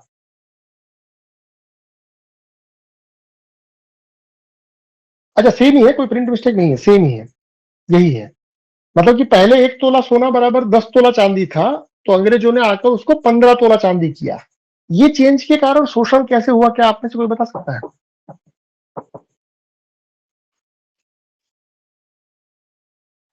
यहाँ पर वो जो डॉलर वाला है मसला वही लागू होगा, बट ये उल्टा है। मतलब वहां पर कागज का मामला था, यहाँ पर क्या चांदी का मामला है। जी जी जी, आप उसको इस तरह से समझिए कि भाई चांदी में जो लोग डील करते थे वो छोटे व्यापारी होते थे और सोने में जो डील करते थे वो बड़े व्यापारी होते थे। अब किसी भी इकोनॉमी में जो छोटा व्यापारी होता है उसकी संख्या ज्यादा होती है, बड़े व्यापारी स्वाभाविक रूप से कम होते हैं। तो अगर सबका शोषण करना है तो पहले उनका सेगमेंट डालना पड़ता है। अगर मान लीजिए कि आप किसी इलाके में जाके अगर 100% लोगों का शोषण करने जाएंगे तो वो 100 लोग एक होके आपकी खटिया खड़ी कर सकते हैं। तो इसके कारण क्या हुआ कि उन्होंने सबसे पहले जो बड़ा वर्ग था उसका शोषण शुरू किया। उदाहरण के लिए यदि मान लीजिए कि आज के दिन में आपके पास 100 तोला चांदी है और नियम यह है कि 10 तोला चांदी बराबर 1 तोला सोना, तो आप निश्चिंत है कि भाई अगर आपको इसको कन्वर्ट करना है सोने में तो आप जाके उसको कन्वर्ट कर सकते थे और आपको उसके बदले में 10 तोला मिलता आपको सोना। अब रातों रात जब ये नियम चेंज हुआ, ये 10 की जगह 15 हुआ, तो जिसके बदले में आपको 10 तोला सोना मिलने वाला था, अब उसके बदले में आपको 7 तोला ही सोना मिलेगा। तो वैसे देखा जाए तो ये नियम दोनों तरफ है, और उसके पीछे एक साइकोलॉजी ये है कि बड़े वर्ग का शोषण किया और छोटे वर्ग को टेम्पररी फायदा पहुंचाया। वो टेम्पररी फायदा इसलिए पहुंचाया क्योंकि अगर ये फायदा भी नहीं पहुंचाते तो ये दोनों वर्ग मिलके इनको अपना पॉलिसी इंप्लीमेंट करने से रोकते। तो इसलिए उन्होंने ये किया कि सबसे पहले थोड़ी छेड़छाड़ की इस छेड़छाड़ का अधिकतर प्रभाव जो है वो छोटे व्यापारियों पर ज्यादा पड़ा। हालांकि उस जमाने में तब भी इनका विरोध ही हुआ था, पर उसके आपको दस्तावेज जो है वो पॉपुलर नहीं मिलेंगे। ताकि थोड़ा खंगालेंगे तो आपको मिलेगा कि भाई भारत में जब कॉइनेज एक्ट इन्होंने लाया तो उसका बहुत प्रखर विरोध हुआ था। उसके आगे आते हैं, फिर उन्होंने 1882 में पेपर करेंसी एक्ट आया। अब पेपर करेंसी एक्ट के अंदर उन्होंने मुद्रा की एक व्याख्या की, ये 15 तोला जो चांदी का हिसाब है उसके आधार पर। शायद इसका लिंक आपको थोड़ा ये लोन के मसले में, और उसमें जो रेफरेंस है वो यही है कि भाई पेपर करेंसी एक्ट 1882 जो है वो इसका आधार है। कि पेपर करेंसी एक्ट 1882 में उन्होंने भारत में कागजी मुद्रा की शुरुआत की। तो जब कागजी मुद्रा की उन्होंने शुरुआत की तो पहले उनको स्टैंडर्ड बनाना पड़ता है कि हम कागज कितने जारी कर सकते हैं, किसके बदले में जारी कर सकते हैं। तो उसके लिए उन्होंने यही आधार रखा। आपको ये देखना है कि भाई ये जो अंग्रेजी शासन था वो बड़ा प्लानिंग के साथ आगे बढ़ता है, और ये प्लानिंग के बीच में जनरेशन का गैप होता है। तो मतलब कि ये एक सोची समझी साजिश है और ऑलरेडी एक पक्का प्लान है। ऐसा नहीं है कि सिचुएशन आई और उन्होंने चेंज किया, उनका डायरेक्शन फिक्स है और उस डायरेक्शन के हिसाब से वो आगे बढ़ते हैं। तो 1882 में ये पेपर करेंसी एक्ट आया जिसने भारतीय रुपये का मानकीकरण किया। मतलब कि भारतीय रुपये का जो मानक है, नोट छापने का जो सिद्धांत है, उस सिद्धांत को उन्होंने 1882 में एस्टैब्लिश किया।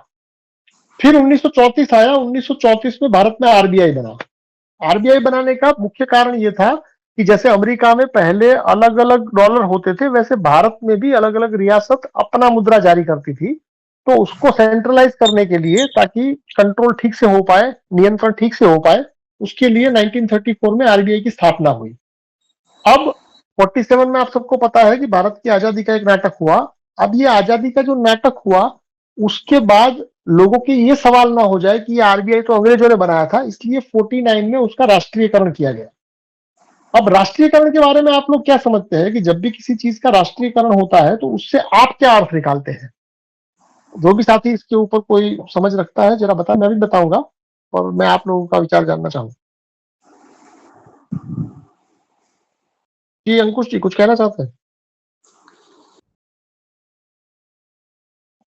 हाँ जी, राष्ट्रीयकरण शब्द तो पॉपुलर है, आप लोगों ने सुना भी होगा, पर उसके मायने क्या है?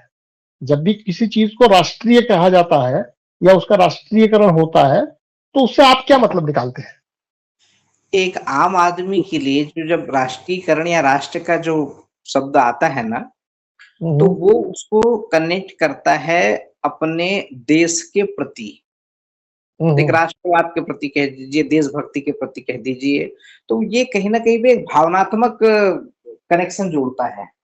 जी मतलब कि आम इंसान, हाँ आम इंसान उसको ऐसे जोड़ता है कि भाई ये समाज के लिए, देश के लिए, एक बड़ी कम्युनिटी के लिए है, देश हित के लिए है, हमारे लिए है। और उसको कुछ मतलब कहते हैं कि जैसे हिटलर ने बड़ा अच्छा यूज किया इन सब सारी चीजों को, बहुत यूज किया। तो उस से ये जो राष्ट्र की बात आती है, जैसे समाजवाद से सावधान जो किताब जिसकी आपने बात की थी, उसमें राष्ट्रीयकरण का मतलब समाजवाद ही है एक्चुअली। हाँ, उसमें उसने जो सोल्जर होते हैं ना और जो वेश्या होती है उसका बड़ा अच्छा उदाहरण दिया हुआ है, बड़ा प्यारा सा उदाहरण दिया हुआ है। और उसमें तो क्या होता है कि वो उस वेश्या की तरह ही रखा है उस सोल्जर को उन्होंने, है ना। तो खैर वो एक अलग विषय है। तो राष्ट्रवाद या राष्ट्रीयकरण जब हम बात करते हैं तो हमको लगता है कि नहीं ये हमारे हित में है, और कहीं ना कहीं पर हम उसको प्राथमिकता देते हैं, और लगभग ये तय हो जाता है कि अब उसमें क्वेश्चन उठाना नहीं है। हाँ, अब उसमें कोई प्रश्न चिन्ह नहीं हो सकते, क्योंकि उस पर प्रश्न चिन्ह करना मतलब ये है राष्ट्रद्रोह। राष्ट्रद्रोह हो जाएगा जी, राष्ट्रद्रोह हो जाएगा। जी मतलब कि राष्ट्रीयकरण जो है वो एक नियंत्रण का तरीका है, पर उसको प्रेजेंट किया जाता है इमोशनल अपील के तरह। हाँ जी रोनित जी आप बताएं। हाँ जी, जो नेशनलाइजेशन है, राष्ट्रीयकरण, उसका जो हमने मतलब समझा था वो ये था कि भी जो किसी भी चीज का जब राष्ट्रीयकरण होता है तो वो निजी हाथों से निकलकर सरकार के हाथों में आ जाता है कंट्रोल, उसका पूरा कंट्रोल सरकार करेगी। अब इससे साइकोलॉजिकल इम्पैक्ट ये पड़ा कि जब आरबीआई अंग्रेज बना के गए थे तो लोगों में ये था कि भाई ये एक तरीके से ना देश विरोधी है चीजें हैं। राष्ट्रीयकरण बाहर करने के का है। बाद लोग हाँ, बाहर का है। तो राष्ट्रीयकरण करने से ये हुआ कि सरकारों में एक साइकोलॉजिकल इफेक्ट ये गया कि राष्ट्रीयकरण हो चुका है, अब तो ये सरकार की चीजें हैं सारी। और सरकार की है मतलब कि हमारी है, ये एक साइलेंट मीनिंग होता है उसका। हालांकि ऐसा जी, होता जी, नहीं बिल्कुल। है, पर आपको साइकोलॉजिकली ये समझाया जाता है कि सरकार का मतलब तुम्हारा। जैसे रेल जो है वो आपकी संपत्ति है, पर क्या आपकी संपत्ति होने के बाद आप उसका सीट घर पे नहीं ला सकते? उसके ऊपर नियंत्रण तो कुछ लोगों का ही होगा। कहने बिल्कुल। का मतलब ये है कि ये समाजवाद को इम्पैक्टफुल बनाने का बात है। बैंक जो है वो बैंक अगर प्राइवेट है तो व्यक्ति को ये लगेगा कि ये बाहर का है या ये किसी निजी हाथों में है, पर जैसे ही उसको सरकारी कर दिया जाए तो आम इंसान ये समझ के चलता है कि अब तो ये सरकार का है, पर ऐसा एक्चुअल में होता नहीं है। इसी कड़ी में 1969 में भारत में बैंकों का भी राष्ट्रीयकरण हुआ। तो मतलब कि बैंकों का राष्ट्रीयकरण होना, सेंट्रल बैंक का राष्ट्रीयकरण होना, ये समाजवाद की स्टेप है।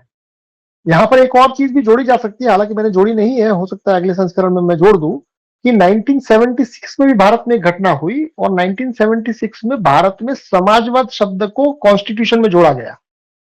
तो समाजवाद जो है वो भारत जब बना, मतलब कि कॉन्स्टिट्यूशनली 1950 में जो भारत बना, उसमें समाजवाद शब्द भारत के संविधान में इंक्लूडेड नहीं था। अगर वो इंक्लूडेड होता तो मेरा मंतव्य यह है कि भारत का ये ढांचा बनता भी नहीं। तो 1976 से भारत जो है वो समाजवादी देश बना। समाजवाद का मतलब ये है कि नियंत्रित। पहले व्यक्ति के पहले जो संस्था या मुद्रा जो थी वो व्यक्ति के हाथ में थी, पर धीरे धीरे व्यक्ति का कंट्रोल उसमें से लूज होता गया और संस्थाओं का कंट्रोल बढ़ता गया, मतलब कि नियंत्रण होता गया। तो 1971 में वापस ये निक्सन शॉक का पूरे विश्व में अफेक्ट हुआ, तो भारत भी उससे अफेक्ट हुआ। आप अगर हिस्ट्री में थोड़ा देखेंगे, अपने बाप दादाओं को थोड़ा पूछेंगे, तो आपको ये भी पता चलेगा कि 71 के पहले महंगाई इतना तेजी से नहीं बढ़ती थी। बढ़ती थी महंगाई, पर जमीनों के भाव नहीं बढ़ते थे, दाल चावल इसके बहुत स्टेबिलिटी रहती थी। और उस स्टेबिलिटी के पीछे कारण यही था कि मुद्रा जो था उसका सप्लाई एकदम लिमिटेड था, क्योंकि वो गोल्ड के साथ लिंक था। अगर कोई भी चीज किसी ठोस चीज के साथ लिंक होगी तो उसका सप्लाई अनलिमिटेड नहीं हो सकता, बहुत सीमित मात्रा में होगा। और अगर मुद्रा सीमित होगी तो चीजों के दाम अचानक से नहीं बढ़ेंगे। फिर 1991 आया। अब 1991 में वन के पहले भारत में बाहर की बहुत कंपनियां नहीं थी। अगर कोई व्यक्ति बाहर का कोई गाड़ी या इवन टैप रिकॉर्डर या टीवी भी लाना चाहता था तो वो भी बड़ा मुश्किल हुआ करता था। तो लोगों ने अभी उसको इस तरह से लिया है कि भाई ये तो बड़ा अच्छा स्टेप था, पर हकीकत ये है कि 1947 में भारत में से अंग्रेज गए। अंग्रेज यहाँ आपके साथ रहने नहीं आए थे, अंग्रेजों का काम यहाँ से लूट लेना था। तो वही लूट जो कि 1947 में थोड़ी पॉज हुई थी, वो फिर 1991 में रीस्टार्ट हो गई, क्योंकि 1991 में ये एफडीए और बाहर की जो कंपनियां आती है, फॉरेन इन्वेस्टमेंट आता है, उसको मंजूरी मिली। तो 1991 के बाद आप महंगाई का इंडेक्स देखिएगा, आप स्वयं भी उसको अनुभव कर पाएंगे, अपने आसपास अपने परिवार में भी अनुभव कर पाएंगे कि 1991 के बाद जमीनों के भाव, संसाधनों के भाव, इवन सैलरी भी बड़ी बात ठीक है, पर अगर दोनों का अनुपात देखेंगे तो आपको पता चलेगा कि मनी सप्लाई बहुत तेजी से बढ़ा। और जब भी किसी देश में मनी सप्लाई बढ़ता है तो उसका इंपैक्ट यही होता है कि महंगाई बढ़ती है। और आज की तारीख में जैसे अमेरिका का डॉलर और पूरे दुनिया में जितनी भी करेंसी है, वो सभी करेंसी जैसे फिएट है, वैसे भारतीय मुद्रा भी फिएट ही है। तो कुल मिलाकर मैंने जो दो करेंसी के माध्यम से आपको बताने की कोशिश की है वो दो तीन बातें हैं। मैं जरा समराइज कर लेता हूं, फिर आपकी प्रतिक्रिया भी जानेंगे। पहला समरी ये है कि भाई दुनिया को गोल्ड स्टैंडर्ड से फिएट स्टैंडर्ड तक कानूनी रूप से लाया गया, ये एक पहला इंपैक्ट है। दूसरा इंपैक्ट ये है कि पूरी प्रोसेस को समाजवादी किया गया, व्यक्ति के दिमाग के साथ खेल के। अब इस पे साम दाम दंड भेद सब आता है। जो व्यक्ति समझ से मानता था उसको समझाया गया, जो व्यक्ति समझ से नहीं मानता था उसको डरा के भी बनाया गया। जैसे अमेरिका का जो डंडा है, वो डंडा डराने वाला है, युद्धों वाला है, फोर्स वाला है। कहने का मतलब यह है कि पूंजीवाद से धीरे धीरे दुनिया को समाजवाद तक लाया गया, और जो गोल्ड स्टैंडर्ड था उसको धीरे धीरे फिएट स्टैंडर्ड पर लाया गया। और आज वर्तमान व्यवस्था में आप बात करें तो वर्तमान में लगभग दुनिया का हर एक देश, लगभग क्या पूरा का पूरा कोई देश दुनिया में मेरी जानकारी में तो नहीं है जो फिएट करेंसी के साथ ना चलता हो। सभी देश के अंदर फिएट करेंसी लागू है। तो पूरा का पूरा खेल जो है वो स्टेबिलिटी से इनस्टेबिलिटी की तरफ गया है। अब इसी डायरेक्शन को आगे क्या होगा ये भी हम आने वाले दिनों में जानेंगे। तो आज के दिन में जो भी हमने बात की हिस्टोरिकल, उसके ऊपर आपका कोई मंतव्य है, कोई सवाल हो, कोई रिएक्शन हो तो आप दे सकते हैं। शुरू करेंगे हम संजय जी से। संजय जी आप बताएं आज का आपकी बात कंक्लूजन आपके शब्द। जी जी। हाँ स्वामी जी, आपकी बात बराबर समझ में आई है। पूरा हम अमेरिका, भारत सब जगह पे घूम के आए ऐसा लगता है। हाँ हाँ, मैं तो घुमा ही हूँ, पर अगर आप घूमे नहीं भी हैं मैं आपके साथ में घूम के आ गया ऐसा लगता है। ओके ओके ओके, बहुत बढ़िया। मतलब कि एक विजुअल आप ट्रैवल कर रहे हैं ऐसा ही लग रहा है। जी जी। चलिए बहुत बढ़िया। कैलाश जी आप बताएं, मिस्टर कैलाश अगर जाग रहे हैं तो बताएं जी। हाँ, इसको हमको ऐसे समझना है, और एक काम हम छूट गए हैं, मैंने इसको नहीं बता पाए। वो जो गोल्ड स्टैंडर्ड अभी हमको क्या कर रहे हैं ना, हमको BIS हॉलमार्क वो स्टैंडर्ड करके देता है, बैंक उसी हिसाब से नहीं लेता है। और भी वो बोलता है कि जो BIS हॉलमार्क को गोल्ड को डील करेगा वो रजिस्टर करेगा, GST देगा। माने वो भी जो CBDC जो ऑनलाइन, ये रियल टाइम, ये भी एक जाल तरह लगता है, लेकिन हाँ सुविधा मिलता हाँ, है। हाँ। देखिए दुनिया भर में समाजवाद को पक्का किया जा रहा है, क्योंकि समाजवाद का अगला चरण साम्यवाद है।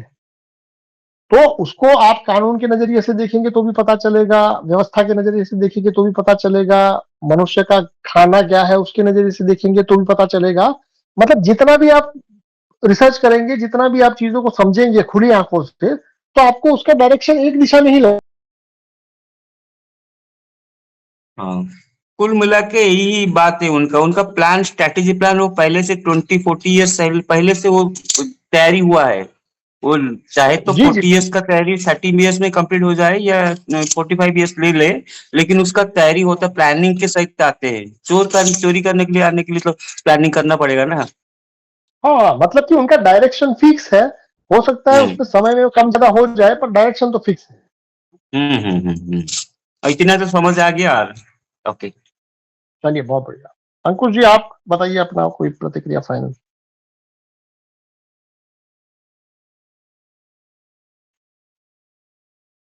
अंकुश जी सुन पा रहे हैं? जी, ये जी पूरी की पूरी हाँ एक जी। मतलब योजना अंतर्गत ये सब सारी चीजें हुई है। और इससे ये भी समझ में आता है कि ये दुनिया पे जो नियंत्रण है वो कुछ लोगों का है।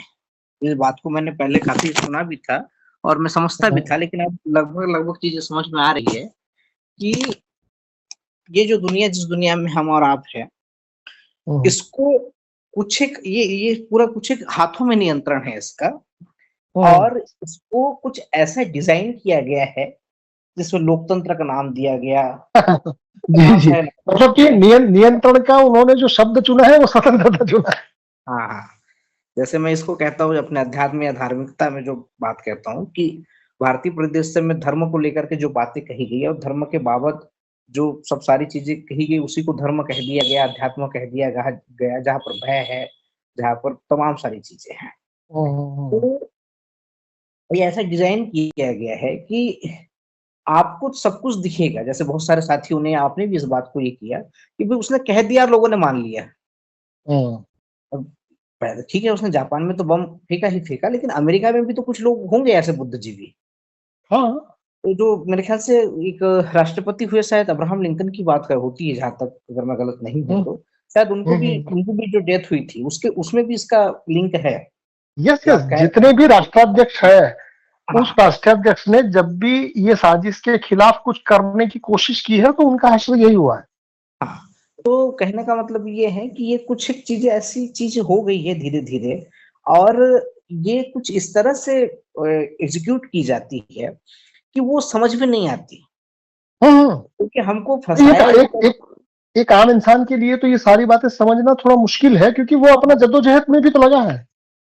बिल्कुल। एक्चुअल में क्या, वो ऐसे फंसा दिया है उन लोगों ने कि जैसे आपने एक बड़ी अच्छी चीज कही इसमें कि कुछ न कुछ इमरजेंसी बनी रहे, ताकि आपका ध्यान जो है वो उस तरफ न जाकर के अलग मतलब मूल जो वो बिंदु है उससे हट जाए और उस पे लग जाए जो कि है ही नहीं, जैसे राष्ट्रवाद है ना, धर्म, अगर मैं भारत के परिदृश्य में बात करूं तो राष्ट्रवाद है, धर्म है ना, तो इन सब सारी चीजों से क्या होगा कि जो मुख्य बिंदु है वो इतर हो जाएंगे हम उससे।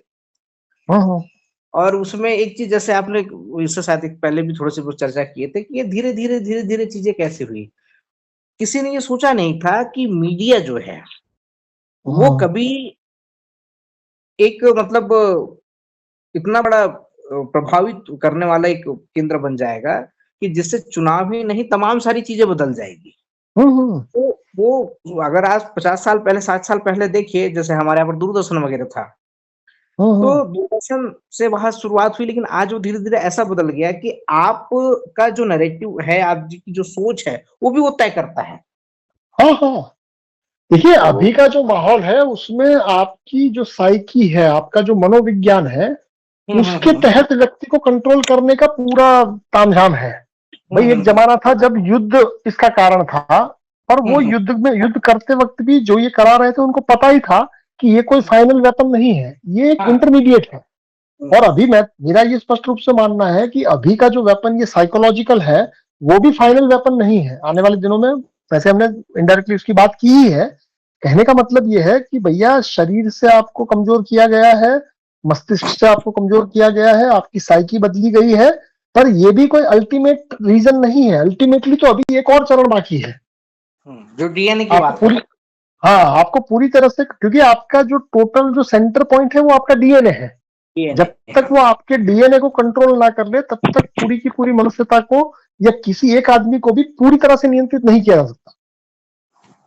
ये जितने भी इन्होंने अभी किया है इस पे कहीं ना कहीं पर सुधार हो सकता है, अगर मतलब जागृति आ गई या कुछ हो गया, जैसे आप जैसे कुछ लोग आ गए मान के चलो, तो ये संभव है कि भाई वो 10 साल 20 साल में ही सही, लेकिन कुछ ना कुछ उसमें कर देंगे। मतलब कि अगर आप साइकोलॉजिकली अगर ट्रैप में है तो उससे छुटकारा, ये जो संत और राजा का रिश्ता बन गया तो ये छुटकारा संभव है। पर यदि उसकी जगह यदि डीएनए के तहत आपको बांध लिया गया तो अब ये संत या राजा आपको पता नहीं चलेगा, और संत आपको दिखेगा नहीं, वो आपको दुश्मन जैसा लगेगा। हो सकता है आप उसके ऊपर हमला कर दें। जी जी बिल्कुल। आने वाले दिनों में उसके ऊपर भी हम थोड़ा और रोशनी डालेंगे, पर फिलहाल के लिए ऐसा है कि भाई ये दो करेंसी का इतिहास मैंने आप सबके सामने इसलिए रखा ताकि आपको पता चले कि कानून जो है वो किसकी रक्षा करता है। कानून का अपना एक एजेंडा है, कानून जो है वो विदाउट एजेंडा नहीं है। कानून का एजेंडा एक आम व्यक्ति को न्याय दिलाना एक ही नहीं, मैं तो इतना स्पष्ट रूप से बताता हूँ। उस अभी किसी का एक स्टेटमेंट था, मतलब किसी अभी मतलब सोशल मीडिया पे ही कुछ चल रहा था, उसमें बड़े अच्छा उस कानून के लिखा गया था कि जो कानून है वो एक्चुअल में जो धनी लोग हैं ना उसकी रखेल है। ये किसी फिलोसोफर का है शायद, सोशल मीडिया पे जब वो जंतर मंतर वाला चल रहा था उस समय पे हुआ था कि जो कानून है एक्चुअल में वो रखेल है पूंजीपति या लोगों की, मतलब जिस तरह से बात करते हैं उनकी रखेल है। जी जी विश्व जी, हाँ जी जी अपना पूरा करिए, स्टेटमेंट पूरा करिए। हाँ मतलब मेरा यही कहना था, क्योंकि जैसे कोर्ट वगैरह से भी कुछ लोग अपने से जुड़े हुए तो वो बताते हैं कि जो जिला सत्र न्यायालय होता है, डिस्ट्रिक्ट कोर्ट, तो वहां पर न्याय जैसे कोई चीज होती नहीं है। मतलब ये एक्चुअल में कैसा है कि अभी भी कुछ लोगों का ये मानना है कि भाई कुछ जजेस करप्ट है या कुछ लोग करप्ट है। मैं तो ये कह रहा हूँ कि ये पूरा जो सिस्टम है उसका डिजाइन ही ये है। ऐसा नहीं है कि ये बाय चांस हो गया है कि भाई लोग अचानक से बीमार हो गए या लोग अचानक से एकदम करप्ट हो गए, ऐसा नहीं है। ये डिजाइन ही ऐसा है कि उस डिजाइन के अंदर इनबिल्ट ये एलिमेंट है कि उसका मकसद आपको न्याय दिलाना नहीं है, उसका मकसद आपका जो साइकी है उसको बदलना है। जी। आज ही मेरा एक दोस्त है, वो उसका कहीं चल रहा है केस, तो वो पिछले 3 महीने से वो बॉम्बे से गुजरात हर बार जा रहा है। जज उसको बोल ही रहा है कि अगले बार तेरा जजमेंट है, पर वो हर बार जाके वो केवल उसको खर्चा ही होता है, जजमेंट उसका हर बार डिले ही होता है। सारी प्रोसेस खत्म है, सब कुछ खत्म है, और मैंने उसको बोल ही दिया कि तू जज क्या बोल रहा है उसको मत सुन, वो क्या कर रहा है वो देख। जी विश्वजीत, आपका कोई फाइनल कमेंट? वो उसको परेशान कर रहा है और क्या। और मेरा नहीं ये आप सब आज का जो पूरा दिन, मतलब आज का जो पूरा 1-1.5 घंटा था जिसमें हमने 2 करेंसी के बाबत बात की, उसके ऊपर आपकी कोई फाइनल कमेंट, फाइनल राय, कुछ सवाल है तो भी पूछ सकते हैं।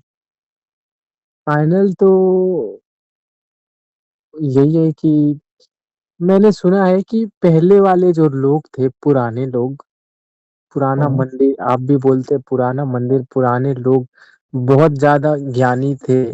वो लोगों को देख के बता देते थे। जैसे आज से मैं बचपन में पढ़ता था तो बोलते थे पहले का जो पंडित जी था ना, वो ऐसा श्राप दे देगा तो तुम्हें लग जाएगा, तो उसमें पावर होता था। आज का पंडित वैसा नहीं है। तो पहले वाले लोग मतलब इनलाइटेन थे, वो मतलब खुल के सोच सकते थे। तो जब इतना पहले वाले लोग खुले सोच के थे तो ये नहीं देख पाए, ये खेला को समझ नहीं पाए, या फिर वो देखिए ऐसे खुले देखिए खुले जीते मर गए। मतलब एक चीज देख समझिए पाए तो कि वो बदल नहीं पाए, आपके जैसे वो बदलने की कोशिश नहीं किए होंगे। कोशिश तो किए होंगे, पर वो कोशिश उनकी रंग नहीं लाई। ये जो मैं बातें बता रहा हूं, मैं कोई दुनिया का पहला आदमी नहीं हूं जो ये चीजें बता रहा हूं। हाँ, आने वाले चरणों में एक ऐसा लिंक मैं जोड़ूंगा, वो शायद दुनिया का मैं पहला आदमी हूं जो उस हद तक लिंक जोड़ रहा है। बाकी ये सारी चीजें जो है वो ऑलरेडी आपके यूट्यूब पर भी मिल जाएगी, बहुत सारी चीजें। पर हाँ इसको एक सिलसिलेवार तरीके में समझने के लिए आपके दिमाग के पास थोड़ा धैर्य चाहिए। तो ये इनको पता है कि यदि व्यक्ति का धैर्य खत्म कर दो तो ये चीजें सामने होने के बावजूद भी व्यक्ति को समझ में नहीं आएगी। भैया आज की तारीख हाँ, में जो अभी दुनिया चल में, रहा है ऑनलाइन के माध्यम से, वो हमारा धैर्य ही नहीं बचने दे रहा है। हाँ हाँ, मतलब सुबह कि से शाम ऊर्जा खत्म। अभी टारगेट जो है वो आपकी साइकी है। जैसे यहाँ 21 दिनों तक जैसे हमने शायद 12 लोग हैं, तो 12 लोगों में से अभी एक भी दिन ऐसा नहीं आया है कि 12 के 12 प्रेजेंट हो। एक आध व्यक्ति तो गायब रहता ही है। तो व्यक्ति के पास 21 दिन का समय हो, 21 दिन का धैर्य हो, थोड़ा समझने की शक्ति हो, तो ये चीज समझना मुश्किल नहीं है, ये चीज समझना आसान ही है। पर आसान किसके लिए है? जिसके पास थोड़ा धैर्य है। 21 दिन छोटा समय नहीं है, आज के परिप्रेक्ष्य में बहुत लंबा समय है। तो 21 दिन तक कम से कम किसी एक डायरेक्शन में चल पाना, अगर यही स्ट्रगल है तो समझ में कैसे आएगा? मुश्किल है। जी, तो बहुत जी सारे लोग, आपका कहना ये है कि बहुत सारे लोग भविष्य में भी समझाए हैं, लेकिन आपने सारा लिंक को जोड़ के बताया, तो मतलब कि वो अभी हाँ लिंक अप है, तो अच्छा लग रहा हाँ है हाँ, सुनने में और समझने में भी आसान हो रहा है। क्योंकि देखिए सारी चीजें अलग अलग बिंदु तो अवेलेबल है, पर ये अलग अलग बिंदु से ये जो कोर्स का जो डिजाइन हुआ है, वो डिजाइन मेरा डिजाइन है। उसके अंदर जो मैंने एलिमेंट फिट किए हैं वो मैंने अलग अलग जगह से लिए, अपने अनुभव से लिए, और मैंने वो पैटर्न देखा कि भाई ये पैटर्न है। और ये पैटर्न जैसे मैं देख रहा हूं वैसे आप भी देख सकते हैं। शर्त केवल इतनी है कि थोड़ा धैर्य चाहिए। भाई कोई भी व्यक्ति मुझसे बात करता है तो मैं उनको यही कहता हूं कि मुझसे थोड़ा कंटिन्यू बात करो, और उसके बाद तुम मुझे रिजेक्ट कर सकते हो, उसमें कोई दिक्कत नहीं है। पर अगर आप कंटिन्यूअस इस चीजों को समझते हैं कि जैसे ये समाजवाद है, समाजवाद जो है वो कॉन्स्टिट्यूशनल है, कॉन्स्टिट्यूशन जो है उसका आधार ये है, मुद्रा जो है वो पहले ऐसी थी अब ऐसी है, ये सारी चीजें एक दूसरे के साथ लिंक है। तो इसको समझने के लिए धैर्य के अलावा और कुछ नहीं चाहिए। इसके लिए आपका जरूरी नहीं है कि आपके पास बहुत सारा इंफॉर्मेशन हो, ये जरूरी नहीं है कि आपको साल के साल सब याद हो। याद शक्ति यहाँ कोई जरूरी मैटर नहीं है, जरूरी मैटर केवल आपका धैर्य है। और ये सिस्टम को चलाने वाले लोग इससे वाकिफ है, उनको पता है कि व्यक्ति का धैर्य तोड़ दो तो कोई भी आदमी जो इसको समझाने आएगा भी, उसको भी ज्यादातर गालियां ही पड़ेगी। लोगों को लगेगा कि हमारे यहाँ खाने के वादे हैं और ये साला फिएट करेंसी की बात कर रहा है। कौन है फिएट करेंसी? ऐसे लोग तो मुझे मिलते ही हैं। क्योंकि है ना ऐसा कि भाई मुझे क्या लेना देना है। जैसे मुझे यहाँ पर बैठे बैठे मुझे लोग मिलने आते हैं तो ऐसा होता ही है कि भाई ये फिएट है या जो भी है, हमको क्या लेना देना है, हमारे पास तो पैसा आता है तो पैसे से हम लोग खाना खा लेते हैं या जो भी करना है कर सकते हैं। तो कहने का मतलब ये है कि धैर्य के ऊपर अटैक हुआ है, तो उस अटैक को अगर न्यूट्रलाइज करना है तो उसके लिए आपको बिना धैर्य के तो ये बात समझ में आएगी नहीं ना। भाई 21 दिन का कोर्स मैं आपको एक लाइन में बता सकता हूं, पर मेरे एक लाइन में बता देने से आपको समझ में थोड़ा आ जाएगा। सही बात है। जी हाँ जी, रोनित जी आप बताएं। विश्वजीत आपका हो गया खत्म, या कुछ और कहना है तो कह सकते हैं। नहीं नहीं, मैं समझ गया। ओके जी रोनित।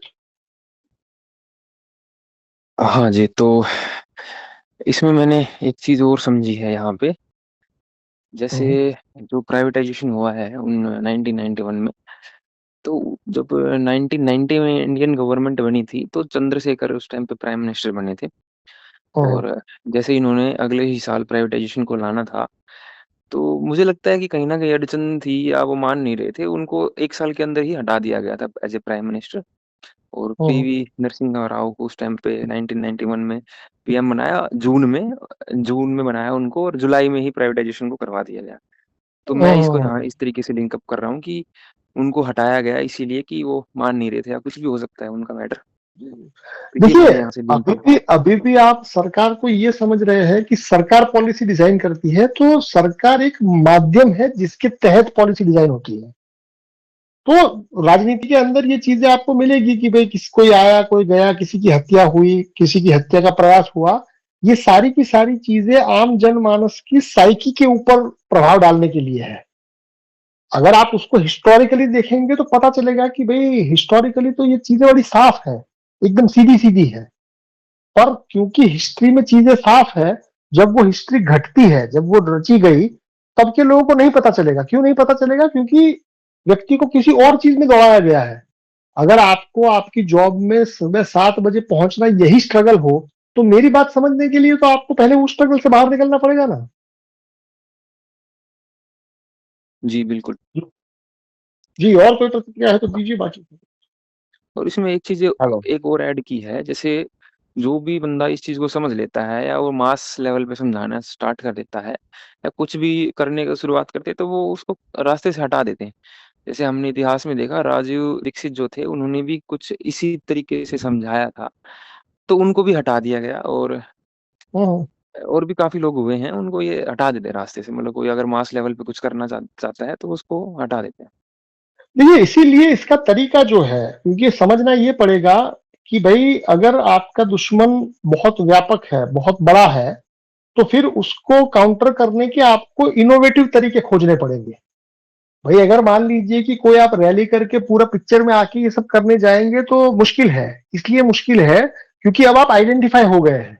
अगर आप आइडेंटिफाई हो गए हैं तो आपको न्यूट्रलाइज करने के अलग अलग तरीके अपनाए जा सकते हैं। तो अभी अभी ये जो मतलब संघर्ष है ना, ये थोड़ा गोरिल्ला टाइप है, ये सीधा सीधा नहीं है। इसमें कृष्ण नीति ही काम आएगी।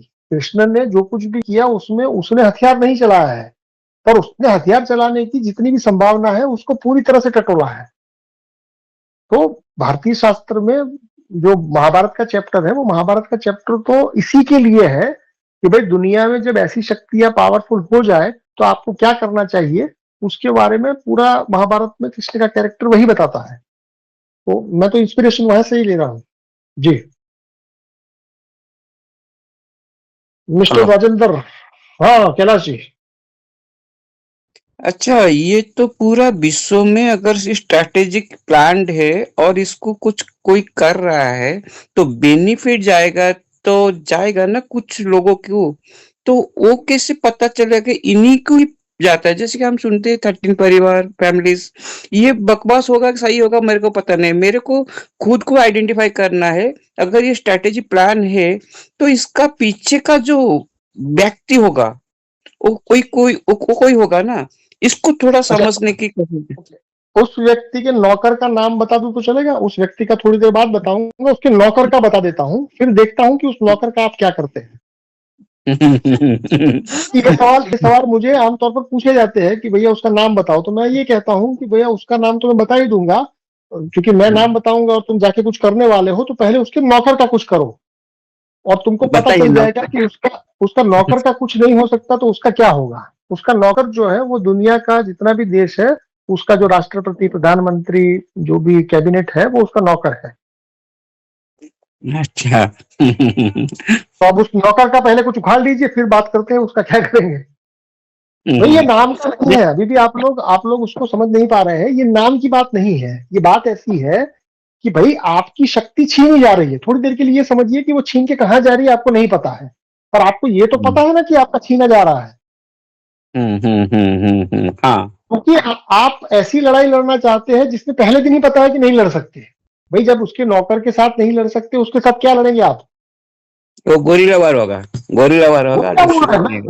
मैं आपको ये कह रहा हूँ कि ये वॉर से ज्यादा ये समझ है कि भाई अगर उन्होंने अपना तंत्र बना के रखा है तो आप क्यों अपना तंत्र नहीं बनाते, मेरा ये कमेंट है। भाई जब पूरी दुनिया को कंट्रोल करने के लिए उन्होंने कानून बना दिए, पूरा तंत्र बना दिया, पूरा सिस्टम बना दिया, सब कुछ बना दिया, तो अब आपको उस सिस्टम को तोड़ना नहीं है, आपको केवल उस सिस्टम से अपने तार को धीरे धीरे लूज करते करते तोड़ना है। रातों रात तो नहीं तोड़ पाएंगे। ऐसा ही तो करना उसको चाहिए। उसको उसको सिस्टमेटिकली धीरे धीरे लूज करने के मैं आपको 7 मॉडल तो मैं ही दे दूंगा कि भाई ये 7 तरीके हैं आपके पास। अब ये 7 में से आपकी क्या शक्ति है, क्या इच्छा है, वो मैं नहीं जानता, वो आप जानते हैं। तो वो 7 में से जो भी आप करना चाहे करिए, और 8वां कोई आपके पास है तो वो भी करिए। मैं ये नहीं कह रहा हूं कि ये 7 ही रास्ते हो सकते हैं, पर 7 रास्ते तो मेरे पास ही है। अच्छा, ये जो हम अभी बात कर रहे हैं मोबाइल में, हमको पता है कि मोबाइल का सब वो वीडियो जाता है, साउंड जाता है, ऐसा कुछ सही है या गलत? अरे भाई साहब, मैं ये कह रहा हूं कि हम अभी इतने बड़े हुए ही नहीं है कि उनके नाक में कोई हमारी जू भी रेंदेगी। हम तो केवल अभी ये बात कर रहे हैं कि ये बात यदि मैं अपने जीवन में 10 लोगों को समझा पाऊं तो अच्छी बात है। कम से कम वो 10 लोग तो बच पाएंगे। और आप भी यदि ये मकसद बना ले कि भैया मैं भी अपने जीवन में 2-4 लोगों को ये बात समझा पाऊं तो बढ़िया बात है। एक तो समझाने का मजा आएगा, एक तो जानने का मजा आएगा, और उसके साथ साथ आप अपना एक सिस्टम क्रिएट करिए। ये लड़ाई जो है वो व्यक्ति की लड़ाई नहीं है भाई, ये पूरा का पूरा नियंत्रण जो है वो सिस्टमिक है। तो उस सिस्टम के नियंत्रण को तोड़ने के लिए आपको उस सिस्टम को नहीं तोड़ना है, क्योंकि वो बहुत बड़ा पावरफुल है। आप टूट जाएंगे, वो नहीं टूटेगा। जैसे एक ट्रेन है जो कि जा रही है और आपको पता है कि ये ट्रेन जो है वो टूटने वाली है, मतलब एक्सीडेंट होने वाला है। अब ये ट्रेन जो है उसको आप रोकने की मेहनत ना करें, आप उससे उतरने की मेहनत करें। हाँ हाँ हाँ हाँ। कि उस ट्रेन को रोकना वो आपके हाथ में उतनी शक्ति नहीं है, तो उस ट्रेन को रोकने की झंझट मत पालिए। पर अगले स्टेशन पर या ट्रेन जब धीमी हो तो आप उससे उतर जाइए। हाँ, यही ये सही होगा। हाँ, ये सिस्टमिक प्लान है भाई। जब हाँ हाँ, अगर आप ऐसा ही एकदम होगा। एकदम ऐसे योद्धा बन जाए कि मैं हम सामने, मतलब मेरे सामने रावण आएगा और मैं उसको खत्म कर दूंगा, तो ये कभी कभी ये बेवकूफी हो जाती है। हाँ, बेवकूफी होगा बेवकूफी। क्योंकि जब ओके। ट्रेन को आप रोक नहीं सकते तो आपका काम केवल इतना ही है कि अगले स्टेशन पर उतर जाए, इस ट्रेन को रोकने की झंझट ना पाले। और ये भी झंझट ना पाले कि इसमें से कितने लोग उतरेंगे, हो सकता है उतरने वाले आप अकेले हो। ठीक है ठीक है ठीक है। हाँ, समझ आ गया। मिस्टर राजेंद्र, कुछ कहना चाहेंगे आप, यदि जाग रहे हैं तो कहिए। नमस्कार, कैसे आप? एकदम बढ़िया, आपकी आवाज सुन के बड़ा अच्छा लग रहा है काफी समय बाद। एग्जाम्पल बहुत अच्छे दिया अभी ट्रेन का। ट्रेन का रोकने का आपकी भाषा में सामर्थ्य नहीं है ना औकात है। हाँ हाँ भाई, ट्रेन उतरने की को रोक शक्ति नहीं है, सकते। उतरने की शक्ति है, बट वो हाँ ना ट्रेन को रोकने की औकात है किसी की। ना उसको रोकने नहीं नहीं, देखिए ऐसा है और कि ना ही ट्रेन जो समय है। है वो, हाँ ट्रेन जो है वो रुक रही है, कहीं कहीं कहीं कहीं वो स्लो हो रही है। तो इसमें आप नैतिकतावादी मत हो जाइए कि मैं बराबर। पूरी ट्रेन को बचा नहीं लूंगा। नहीं, भाई ट्रेन को बचाने के पहले अपने आप को बचाइए। बराबर है, बराबर है। और बताइए, और कोई फाइनल कमेंट हो आज के दिन के बाबत, या जो भी हमने 4-5 दिनों में जो भी बात किया। आज 11वां दिन है वैसे, तो 11 दिन में आपने सुना तो है सब कुछ, हाँ हाँ, तो आप जो कुछ भी बताना चाहें स्वागत। एक्चुअली कैसा है, थोड़ा मेरा शिफ्ट भी चेंज हो गया है। मॉर्निंग से माना 4 बजे शुरू होता है और फिर वो खत्म अच्छा। होता है 2 बजे। तो वो सब जरा गड़बड़ हो गया है, रात में तो जाग ही नहीं पाता हूँ, ऐसे हो रहा है। तो मॉर्निंग हाँ, 3 बजे से सुबह 4। 3 बजे से जगा रहता हाँ हूँ, हाँ इसलिए मैं वो सुनते सुनते हाँ सो ही जाता हूँ। हाँ हाँ हाँ, काफी जी जी जी, नहीं समझ में आता है। और बाकी सब ठीक है? हाँ हाँ हाँ, सब ठीक। ओके ओके, चलिए तो फिर शुभ रात्रि आप सभी को। और राजेंद्र जी, आप कुछ कहना चाहते तो कह सकते हैं, क्योंकि काफी दिनों के बाद बता रहे हैं, तो अगर आप कुछ और कहने की इच्छा हो रही है तो स्वागत। अभी नहीं है। ओके, चलिए तो फिर आप सबको शुभ रात्रि, और कल शाम को 9 बजे फिर से मिलेंगे, आगे बात करेंगे। जी जी जी। नमस्कार।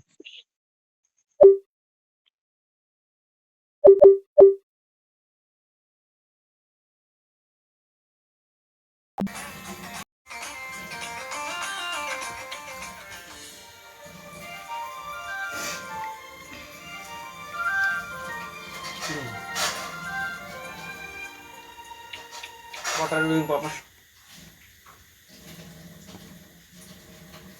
फोटो पाठवा ना कोणते अजून? संडेचे अजून पाठवणार तुम्ही पाठवा लगेच माझा प्रपोज करताना पण